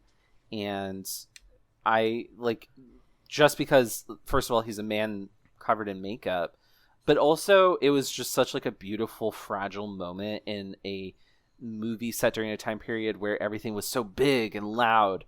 This is very quiet. Yeah. And it's very soft, and it actually brought up a lot of emotion in me, because when we think of the creature as a representation of like a queer outcast, or someone who is just kind of like starting to understand who they are in this world, especially, you know, as a queer person, that moment of hope and sensitivity and like potential to have a real life is so important and so like integral to who you are as like a healthy queer person with family, chosen family, whatever. You have people around you, and in this moment the monster has that. And then it's robbed of him. Well, and who gives him light? That would be his maker, who has a god complex, who gives and then can remove light from a creature that he made. That is often how we think about the divine, as the presence and absence of day and light, which is why, you know, when it's dark for a long time, we make holidays, because we want to celebrate what little light we have, and then the light comes back, and we are very happy about that. I don't know. It's really fun to look at from a queer and sort of allegorical perspective. For sure. Listen, I think that every queer who's been traumatized by the Christian religion specifically can really have a great time analyzing this one. Because I certainly have. Yeah. Because absolutely. Sometimes Frankenstein is God, and sometimes Frankenstein is a machination of an unjust God. And it's kind of fun watching him be both. But then Fritz shows up, and to me, Fritz is kind of like toxic in the community. He's there. He's telling you how you've got to be. He's waving his life in your face, even if you're not ready. He's telling you you're not the right kind of gay, and he's policing you in your body, like with the whip and the torch. Exactly, and he does exactly what you should do to someone like Fritz, and like hang them up on a wall. Possibly dead. You kill them with their own chains that they forced on you. It's perfect. Possibly. Yeah. It's very Leia Organa, and you know what? We love that. It was very Leia Organa. So true. At first was kind of like, is he, I mean, they act like he's dead, so I accepted that he was dead, but I was like, is he just like hanging there? Like, no big deal. That was my first, I was like, oh, he just like put him on a hook and was like, stay here, annoying queer, and let me live my Frankenstein life. But no, it's, that's not what it was. Now, this isn't Dead by Daylight. When you get put on the hook in this movie, you're toast. Sorry, Fritz. R.I.P. All right, in our next scene, Dr. Waldman begins insisting that they kill the monster. Frankenstein says that would be murder, but Waldman says they have no choice. Eventually, they're able to lure the creature out and stab him with a needle full of a powerful drug. The monster falls unconscious, and Frankenstein collapses in exhaustion, just in time for Elizabeth and Baron Frankenstein to arrive. They insist on taking Frankenstein home, but Frankenstein worries about the monster. Dr. Waldman promises to terminate the monster and do it painlessly. In our next scene, Dr. Waldman is preparing for surgery. We see in his notes that he's having to give larger and larger doses of the drug to keep the monster sedated. The monster eventually awakens and chokes Dr. Waldman, killing him. Afterwards, we see Frankenstein and Elizabeth together in the sun, enjoying each other's company. Frankenstein says that he realizes now that he was wrong to be so obsessed with his mission. They both agree to get married as soon as possible. Listen, I'm a little bit infamous here. I miss things sometimes. They could be right in front of my face. Did I miss something? Because why was Dr. Waldman doing a surgery on the creature instead of just killing him? Like, that motherfucker was about to vivisection this guy. And I feel like if the goal is to kill him, you've got a bunch of you've got a bunch of sharp scalpels right there. Can you not just give him a little stabby stab and be done with it, or what? So I think that's a really interesting question, Marilee, because I don't know how you kill a creature that was never alive and therefore cannot be dead. If we're just looking at this as an allegory, if it were me, I'm reaching for a baseball bat and I'm taking it. Yeah, obviously. For sure. I truly, I rewatched that scene between when I wrote that note and when we're recording now, because I was sure that I must have missed something. Yeah. And if I did, I still can't find it. Like, I get why he wants to dissect the creature, probably to, I don't know, whatever science, because he is interested in what's going on. Yeah. But, I just, the thought process that has led him to a vivisection simply escapes me. I think if we are trying to theorize here why he would do this, I think it's his natural inclination towards curiosity. He's a scientist. He wants to open up the hood and see how the machine works. Yeah. Now that he's alone and no one will judge him for being gay for science, which is what it is. He's just... Oh my God. I want that on a t-shirt so bad. Gay for science. Oh my God. That's what this is. You said, is the monster the queer icon? Is Frankenstein the queer icon? No, science is queerness. That is what we pretend here. That's what. Right. So what you're saying is that every character who's in every piece of media who's ever been really into science is just gay, is what you're saying. They're all queer for science. Even the dudes in Weird Science Who Made a Lady, which I think is also a Frankenstein story. It is. Yeah. That's Lisa Frankenstein, baby. Yeah. The only thing that I can offer, the only life preserver I can throw Marilee is in the journal. It does say that he's going to do a dissection, but that doesn't provide any more motive for this strange behavior. No, that's what I'm saying. He's planning on doing a dissection. You have to kill the thing that you're going to dissect before you dissect it, or else it is a vivisection, which is a dissection on a live creature. It's pretty fucked. It's so fucked up. But is it a live creature? Is it a live creature, Marilee? It's moving, isn't it? I don't know. We are going to go with the assumption, for me anyway, it is alive. Okay. Frankenstein has created life from dead tissue. Yeah, it's just, and I love that question, is can you kill something that's not been alive in the classical sense? I think that that's a really great thought that you can move forward with other Franken adaptations or stories. 100%. As well as through, every other horror movie, basically, when, you have things like Michael Myers or Jason Voorhees who've, popped back up and is can you kill them if they're, not alive? I think that's a great question we can really continue to ponder, but in this specific instance, Dr. Waldman, what you doing, my guy? Well, he's dying is what he's doing, Marilee, because and this is another just moment of creep, that hand slowly moving up, almost like he's caressing Waldman. to then grab his neck and choke him. Like that was creepy. That was creepy. For sure. Listen, this is another instance, like with Fritz, that I'm going to say completely deserved. Completely deserved.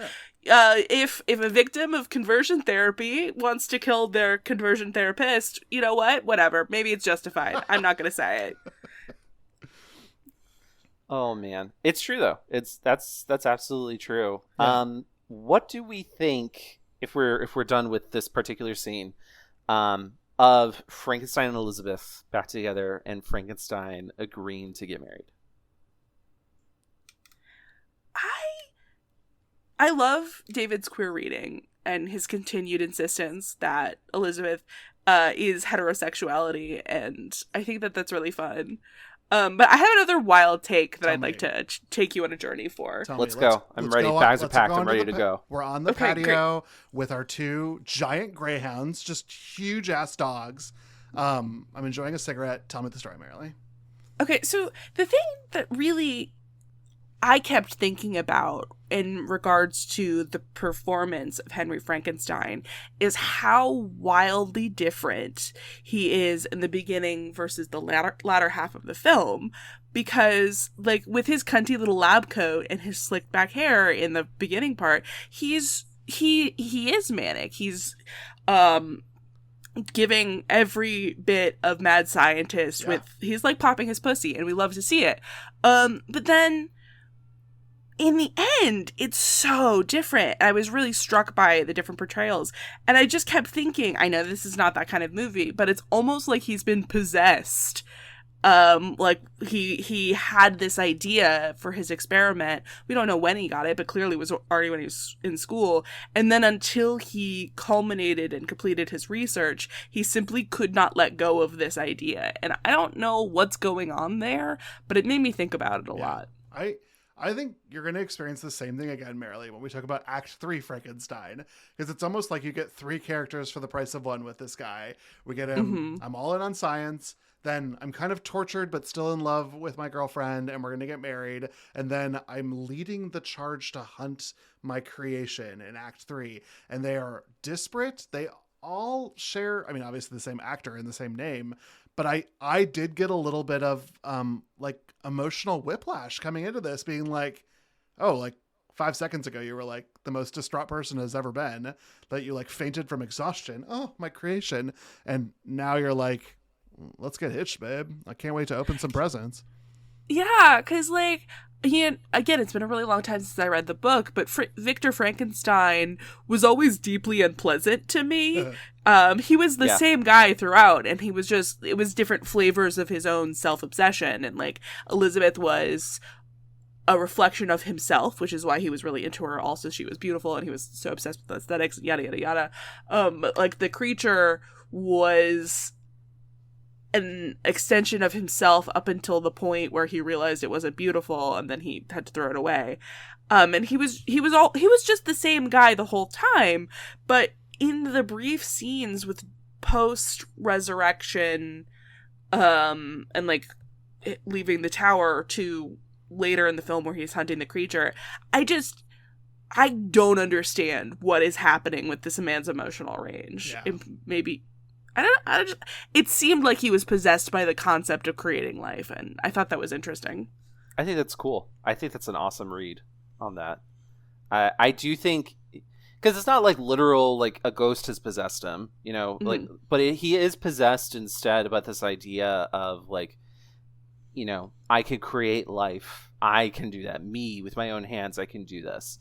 And then once he leaves the dark and dreary Goldstadt and comes back to the Frankenstein house, suddenly he's in a bright lit environment. He's wearing nice clothing. He's all put together. He's talking with Elizabeth. They're having a beautiful, like, sunny day. And instead he's possessed by the heterosexual specter. Like, God, like, that's a horrifying concept. I'm into it. For sure. Well, but like, you know, if Elizabeth is kind of like a stand-in for this is the heteronormative heterosexual path, you must return to it. She's got him, you know, she's ensnared him. Yeah. And even though she is a girl boss and she's got her own agency and everything, that is what she represents. I agree. I love it. Yeah. So Baron Frankenstein's village is celebrating the wedding. Everyone is having a great time. However, in another scene, we see a little girl named Maria. She runs into the monster and, rather than being frightened, she takes his hand and takes him to the riverside. They play with flowers, throwing the buds into the water and watching them float. The monster smiles and laughs, but then they run out of flowers. The monster looks at Maria, then picks her up and throws her in the water. He's seen smiling and laughing as we see him drown Maria. However, when he realizes what he's done, the monster has fled. The monster flees in a panic. Back at the village, Elizabeth, wearing a wedding dress and a long, gorgeous train, pulls Frankenstein away. She doesn't know why, but she has a feeling that something is coming between the two of them. Frankenstein promises to always be with her, but Elizabeth isn't so sure. Suddenly, Frankenstein is called for. He locks Elizabeth in her room for safety, as it's revealed that the monster is terrorizing the countryside. Frankenstein and Victor hear the monster's groan, so they scour the house searching for him. We return to Elizabeth. She is pacing the room frantically as the monster crawls through her window. She screams. We follow Frankenstein and Victor back to Elizabeth's room, where she is swooned onto the bed. She moans to not let the monster come back in here. Yeah. And proving our point that everyone should have a fainting couch. Yeah, 100%. She faints on a fainting couch. We love that. Go, girl. Mm-hmm. Is it a fainting couch or is it the bed? Either way, it's the same thing. In my heart, Well, in my heart, I think if it's a bed and she's saying don't let the monster come in here, I think that plays into the gender and sexuality aspect of Henry Frankenstein and the monster. Because if the monster is a representation of this creation of something quote unquote wrong and unnatural to society, then if that's homosexuality, she doesn't want homosexuality to come in while she's on the bed or in the bedroom. And so that way she can have Henry all to herself, and he's a nice straight boy after all. I want to start with the sort of celebration in town. This is beautiful. I mean, just gorgeous. This set was destroyed, I believe, in a fire. It is one of many sets in the Universal backlot that was destroyed, which is a real shame. This is the Little Europe set, I believe, and it is fantastic. It is beautiful, and it is huge, which is so cool for us to be able to play with some long-ass shots later. Yeah.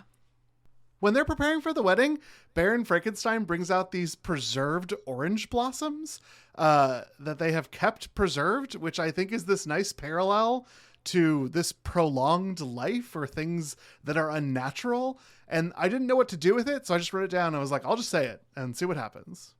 I love that. That's such a really, because like I remember thinking those are not orange blossoms from 30 years ago. There's no way that flowers that old. I mean, probably they could be preserved, but I wouldn't put something that delicate on boutonnieres or like a headdress. Right. But the idea that they're playing around with unnaturally preserved life, that's so delicious. Like, I'm into that. Orange blossoms, of course, a symbol of fertility across mainland Europe. So do with that what you will, that they are about to wear things about creating life, Tyler. Yeah, and I think that's kind of interesting too. Smart. Like, they're kind of doing it in this way that's authorized. The flowers are encased in glass, whereas, and that's how they preserve life. Whereas with the creature, which is literally a preserved body now given life again, is free to run around and haunt and like terrorize the countryside. It seems like, you know, we have this one way that we say as heterosexuals is okay to create and preserve life. Yeah. But if you do it in some other way, it becomes a monster. Exactly. Yeah. Oh, that's such a smart poll. I love that. How about Maria, y'all? Let's talk about this. Maria. It reminds me. How do we solve a problem like Maria? Oh my God. Drown her. Question. Does Maria get drowned by the creature? This is where I think this is probably my only beat of being like, oh, technology at the time.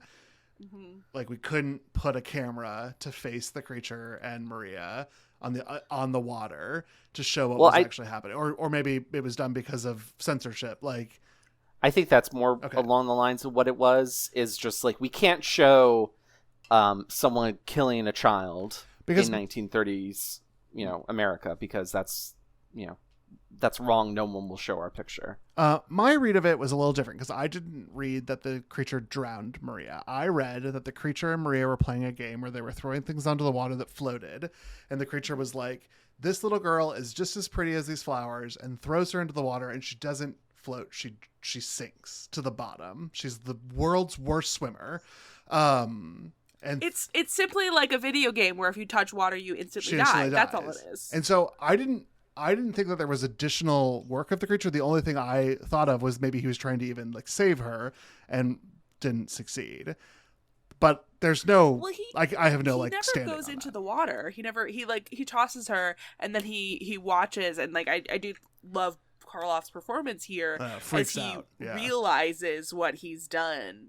But again, it was like truly an accident. He's a little, it's like a child, a baby who had no concept of mortality, understanding that he's done something completely wrong. Yeah. It's very mice and men, like not realizing like what he can do.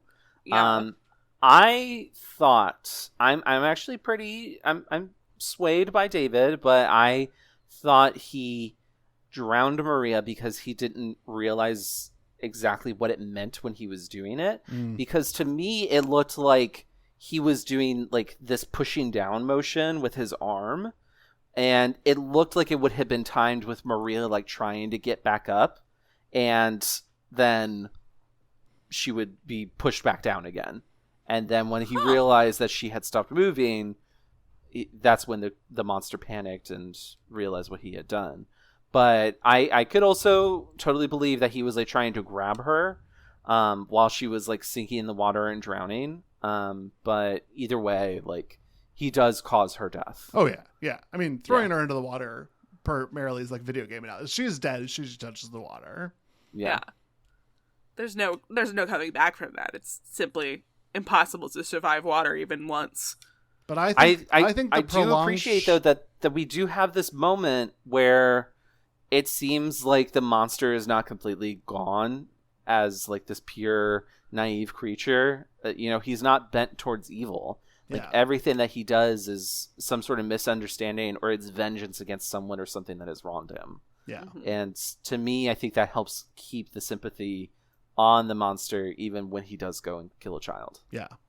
And then let's go back to the boudoir and talk about Elizabeth being like, I can sense something's coming between us, and it might be that queer monster that you made because you a big old Nelly, my fiance. Those were the actual lines of dialogue that she delivered. I'm sorry. It's just says true. That. There was like 100%. You can watch the film and find it. If you don't see it in your version of the film, it's a Hays Code cut. Gonna have to go back. I was like, am I reading too much into this? And so I rewatched it and I was like, no, like this is the plainest interpretation I can make. I don't even feel like I'm stretching here. There's something coming between us and it's your big gay monster. Like, I just can't. And he even says like, I promise I'll always be with you. And Elizabeth says, will you though? Like it's so clear. Like, yeah, it's wonderful. It's fantastic. Great. I didn't even feel like I was stretching there. No, not at all. You're not. There's no stretching. You don't have to practice any yoga. It's just simply right there next to you. Well, Maria certainly got some stretching in because in the next scene, we are going to watch Maria's father walking through town with her rag doll corpse bopping up and down as they walk through the crowd. The crowd grows around him, turning into a mob, and the town's burgomaster meets them outside of his home or maybe the town hall where he promises justice will be done. I did look this up. A burgomaster is sort of a local authority, like a mayor of a hamlet or village in this area. I knew that because I've played The Curse of Strahd. Okay, it was a brand new word to me, and I was like, burgermaster, and I went and got a burger. I got it because of Santa Claus is Coming to Town, Burgomaster Munsterburger. Oh! How have I never encountered this word, but both of you have like different cultural references? Never heard this. Did you ever watch Santa Claus is Coming to Town? No. Like the old claymation? No. We didn't have fun as children. That's why no fun allowed. No fun allowed. Yeah, no, it's just farms don't have fun anymore. Everybody knows that. We discover that Elizabeth is okay, but Frankenstein is resolute in the belief that the monster has to go. He says there can be no wedding while this creature is alive. Yeah, no shit, dude. I made him with these hands, and with these hands, I'll destroy him. Yeah, that's what you want to do with your hands.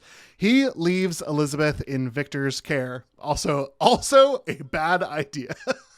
Yeah. We didn't talk about it when they were first introduced, but Elizabeth is like, oh, I shouldn't care for you so much, Victor. And Victor's like, yeah, you should. It's just like they are so horny for each other and they should just get together. They should. They should let them get together, and then Victor and the monster could live happily ever after. Oh, yes. Henry, not Victor. God damn it. Damn it. Fucking stop. Why change it? Why change it? Victor's mean. Victor's so mean. Yeah, he's so mean. He's trying to steal his friend's What? fiance. I guess that makes sense. Girl. I guess that makes sense because then he is like in the villain role because he's Victor. Victor, villain, both with V's. Think about it. It's mean. Frankenstein goes out and joins the mob who go out into the hills for search of the monster. Frankenstein gets separated from the group and runs into his creation. The monster no longer fears fire, so the two fight. The monster knocks out Frankenstein and takes him away to the old windmill, and the mob pursues them. Frankenstein, regaining consciousness, tries to escape, but the monster stops him. They fight, culminating in him throwing Frankenstein onto a windmill blade, and Frankenstein falls to the ground unconscious. While part of the mob takes Frankenstein away, the remainder light the windmill on fire. The monster tries to escape, screaming in terror and misery as a wooden beam falls on top of him. The windmill is ablaze, and we leave the scene as the mob shouts unintelligibly. The monster, seemingly, is no more. The film concludes back in the Frankenstein home. Baron Frankenstein steps out of the room where we can see Frankenstein recovering with Elizabeth. Baron Frankenstein toasts to the future of House Frankenstein as the film ends. That ending is crazy. Oh my god, iconic. Fantastic. Like, so well shot. Like, the visuals are so striking. I will say that the obvious ragdoll body made me laugh out loud as you see that thing hit the windmill and then drop to the ground. Yeah. I'm a hater and I'm very sorry. I know that this was the best they could do at the time. It took me out. It took me right on out. That's so funny, Marilee, because when I saw your note about the ragdoll, I thought you were talking about Maria because this is not a human. This like this, no human could be floppy this much as your father carries you through town. This had to have been a prop, right? Maria has no bones, so she can be as floppy as she wants. No, listen, Maria was fine. It's just like the ragdoll that they use to simulate Frankenstein getting. It made me laugh so hard. Please go watch that again. It was so funny because it comes at this time where like Twitter has all been on like this whole like we need to bring back ragdoll bodies in movies that are clearly ragdolls. Practical effects are excellent. I'll never say a thing against practical effects, but these couple could have, I don't know, but they were great for 1931. We're watching this on a screen that is so large compared, I guess a movie theater screen would be larger than my computer. I watched it on my cell phone. Okay, well then fine. But imagine Christopher watching Nolan it on... is going to find you, girl. Listen, I was at work. It was a slow day. I couldn't watch it on my work computer, but I had to be there anyway, and I needed to watch this movie. I've had a very busy week. I thought, no one's gonna be here, and I just watched it. You know what? I think it works on a small screen. Yeah, it was fine. Like the restoration of the footage looks fantastic. I really truly recommend everybody watch it. It's for free. You can watch it on the Internet Archive right now. Yeah. I gotta say, this tracking shot of dozens of background actors reacting to a dead child is just bonkers for me to consider. It is so many moving parts. It is a lot of moving camera. It is a lot of actors switching from revelry to anguish. It is very impressive. Yeah, like the way that tracking shot works is so impressive. Like, you can watch the background actors as the father walks past, and they go from so happy to like horrified, and they all take off their hats and then join the mob. It's really good. Mm-hmm. Yeah. And then, I mean, it's true as today as it ever was, but the galvanization of a mob for justice because of a dead child, especially against queer people, remains pertinent, I think, today. And I would be remiss if I didn't bring it up for our discussion. Very true. You're right. You should. Yeah.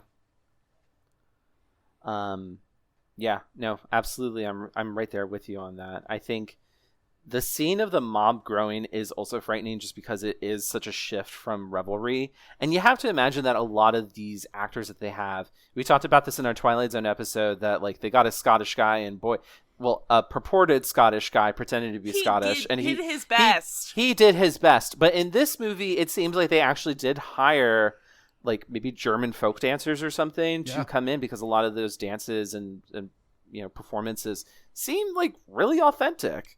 And so having all of those people switch on actor mode and look like anguished and sad and pissed off, very impressive work. Yeah. When the mob gets formed, this is interesting. It is exclusively male, to the point that we get windows opening of the women folk saying goodbye. This is why I wanted to go back and make sure that we talked about like women being in the classroom, because now we have segregated out. And I think it's because the mob is toxic. It is toxically masculine in a way that we didn't need the classroom to be, but we do need this mob to be. I think there's also an aspect of class to this as well. I didn't include this in our notes, but Curtis, that was James Whale's friend that was interviewed, said that he assumed Whale would be more upset with the idea that classes are mingling or the classes are not behaving as they should be, as opposed to anything related to sexuality, because he came from a very British background where things were very like, the guy was born in the 1800s. Oh, shit. The classes belong where they weird. should be, and there should be no class movement. So you could argue that the presentation of that classroom earlier in the film, the fact that it is of mixed gender is like a showcase of like, oh, well, they're of a higher class, right, therefore they must be more respectable and smart and intelligent and more modern. So yes, of course women can be scientists.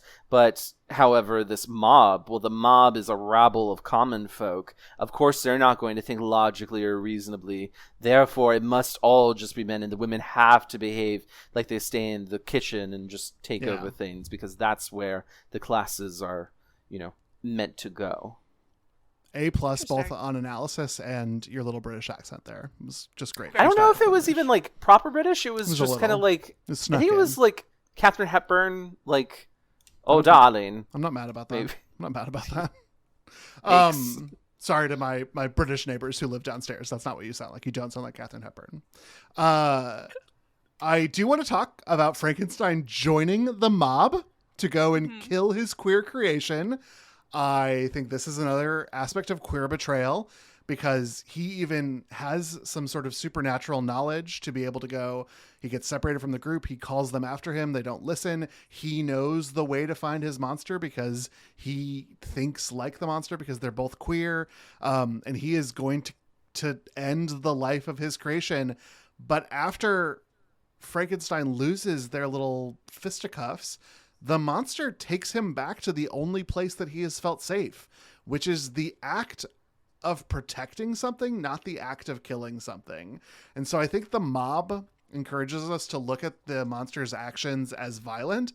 To me, they feel very paternal and protective, that he is trying to take care of Frankenstein rather than trying to hurt him, because the lab, the windmill, is the only place that he has ever felt safe. Okay, so are you saying like the place, the final confrontation is the same as the lab? Because I thought that those were different locations. I was confused about this as well, but Baron Frankenstein refers to the lab as a windmill. He calls it a windmill during his conversation, but earlier in the film, when Victor and Elizabeth are talking, they call it an old watchtower. And if you look at the construction, like the windmill, very obviously a windmill is made out of wood and everything, and the the Tower lab is location definitely is all very made of stone. stone, which wouldn't have burned. Well, then that doesn't Right. hold water to my shit, so just ignore it. But let me tell you, it would have been a lot more poetic if he took him back to the lab. I really David, like I that think analysis. I want to keep going. I am a pedant and did have to point that out because I was confused. I don't think you're wrong, David, because if we're also looking at the way light has played a factor in this, and light is very heterosexual and there can be no secrets. The dark is where homosexual queer things happen because there can be secrets. The windmill is dark and oppressive and small, much like Frankenstein's tower was, except in that lobby, which is big and gorgeous. But it's that still sense of like, hey, we're back in a place where it's dark and shadowy, so we can go back to the way things were, right? Yeah. And obviously Frankenstein does not feel that way. But I do think that there is this wonderful shot of Frankenstein and the monster looking at each other through the windmill rotor before they engage in their final battle together. And Frankenstein, Colin Clive's performance as Frankenstein in this scene, like the way his face looks, it definitely looks very determined and angry, but there does seem to also be kind of like a softness or sorrow to what he's doing there that I think calls all the way back to his initial creation and defense of the monster. He sees that there was this innocence to what he has created, and there is part of himself in there, knowing that this monster is a representation of queerness and gender queerness and everything else. He cannot go back to that because there is now something in the way. Yeah. These bars from the rotor are moving around, and it's almost like they're in this prison of their own making. And I think it's beautiful, and then it just makes it so tragic to us when we see that they have to fight and they have to, burn down the windmill, or the mob burns down the windmill. I think it's a gorgeous shot. I also think what moves a windmill is wind. What creates wind is God. It's divine. So it is the machination, a machine that is guided by the divine, that separates the two of them. And there's that final last twist of this being allegorical in this story. Mm-hmm. God, you're so smart. I'm just making it up, Marilee. That's the point. You just off the top of your dome made up this fantastic point that's so good and delicious and fun, and I'm really into it. So take the compliment that I've just handed you and walk away with it, David. You're not going to get out of it. Well, let me drag us all down, because knowing Whale was a homosexual, knowing Whale would later die by suicide, knowing that he probably already had the seeds of those inner demons planted, the idea of a queer representation dying, abandoned, trapped, and alone only with terror is sort of the final sequence that we get from this film, because the final scene that we actually get was added because people were like, this is too much of a downer, we need an extra scene, and that is why they threw in the toast and the recuperation at the last minute of the film. Oh, because I watched that and I was like, what the fuck? Yeah, it was very much not in the spirit of the classic, but again, it's a heterosexuality prevailing to the future of House Frankenstein. Because it works for us. They defeated the beast of queerness, and they're gonna get married now. Except, as previously established, can something that was never alive really die? Yeah.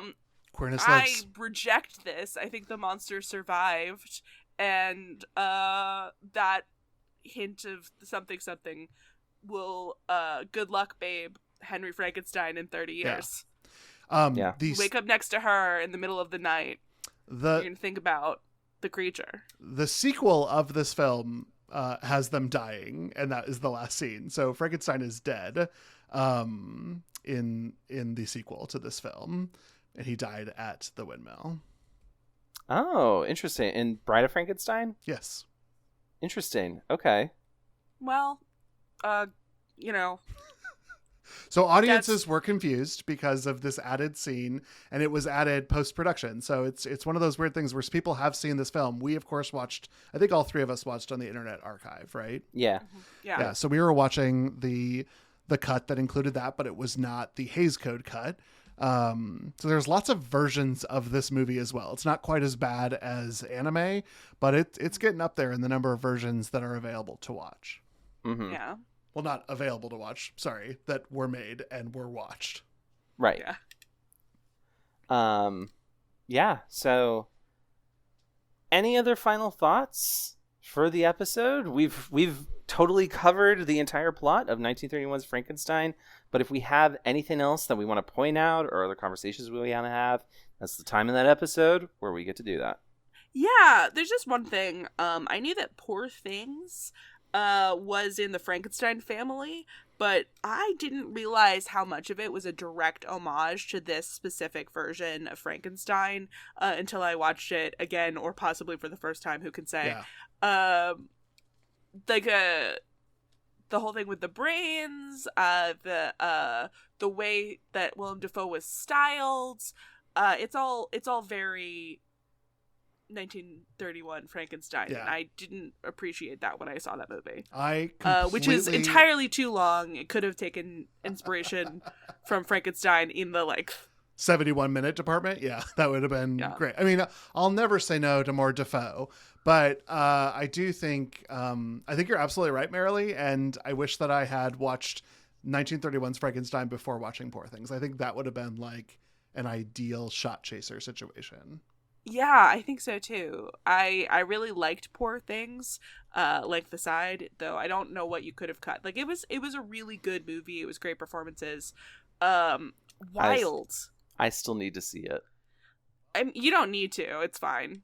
I can't believe I'm saying this, but cut out some of the Mark Ruffalo sex.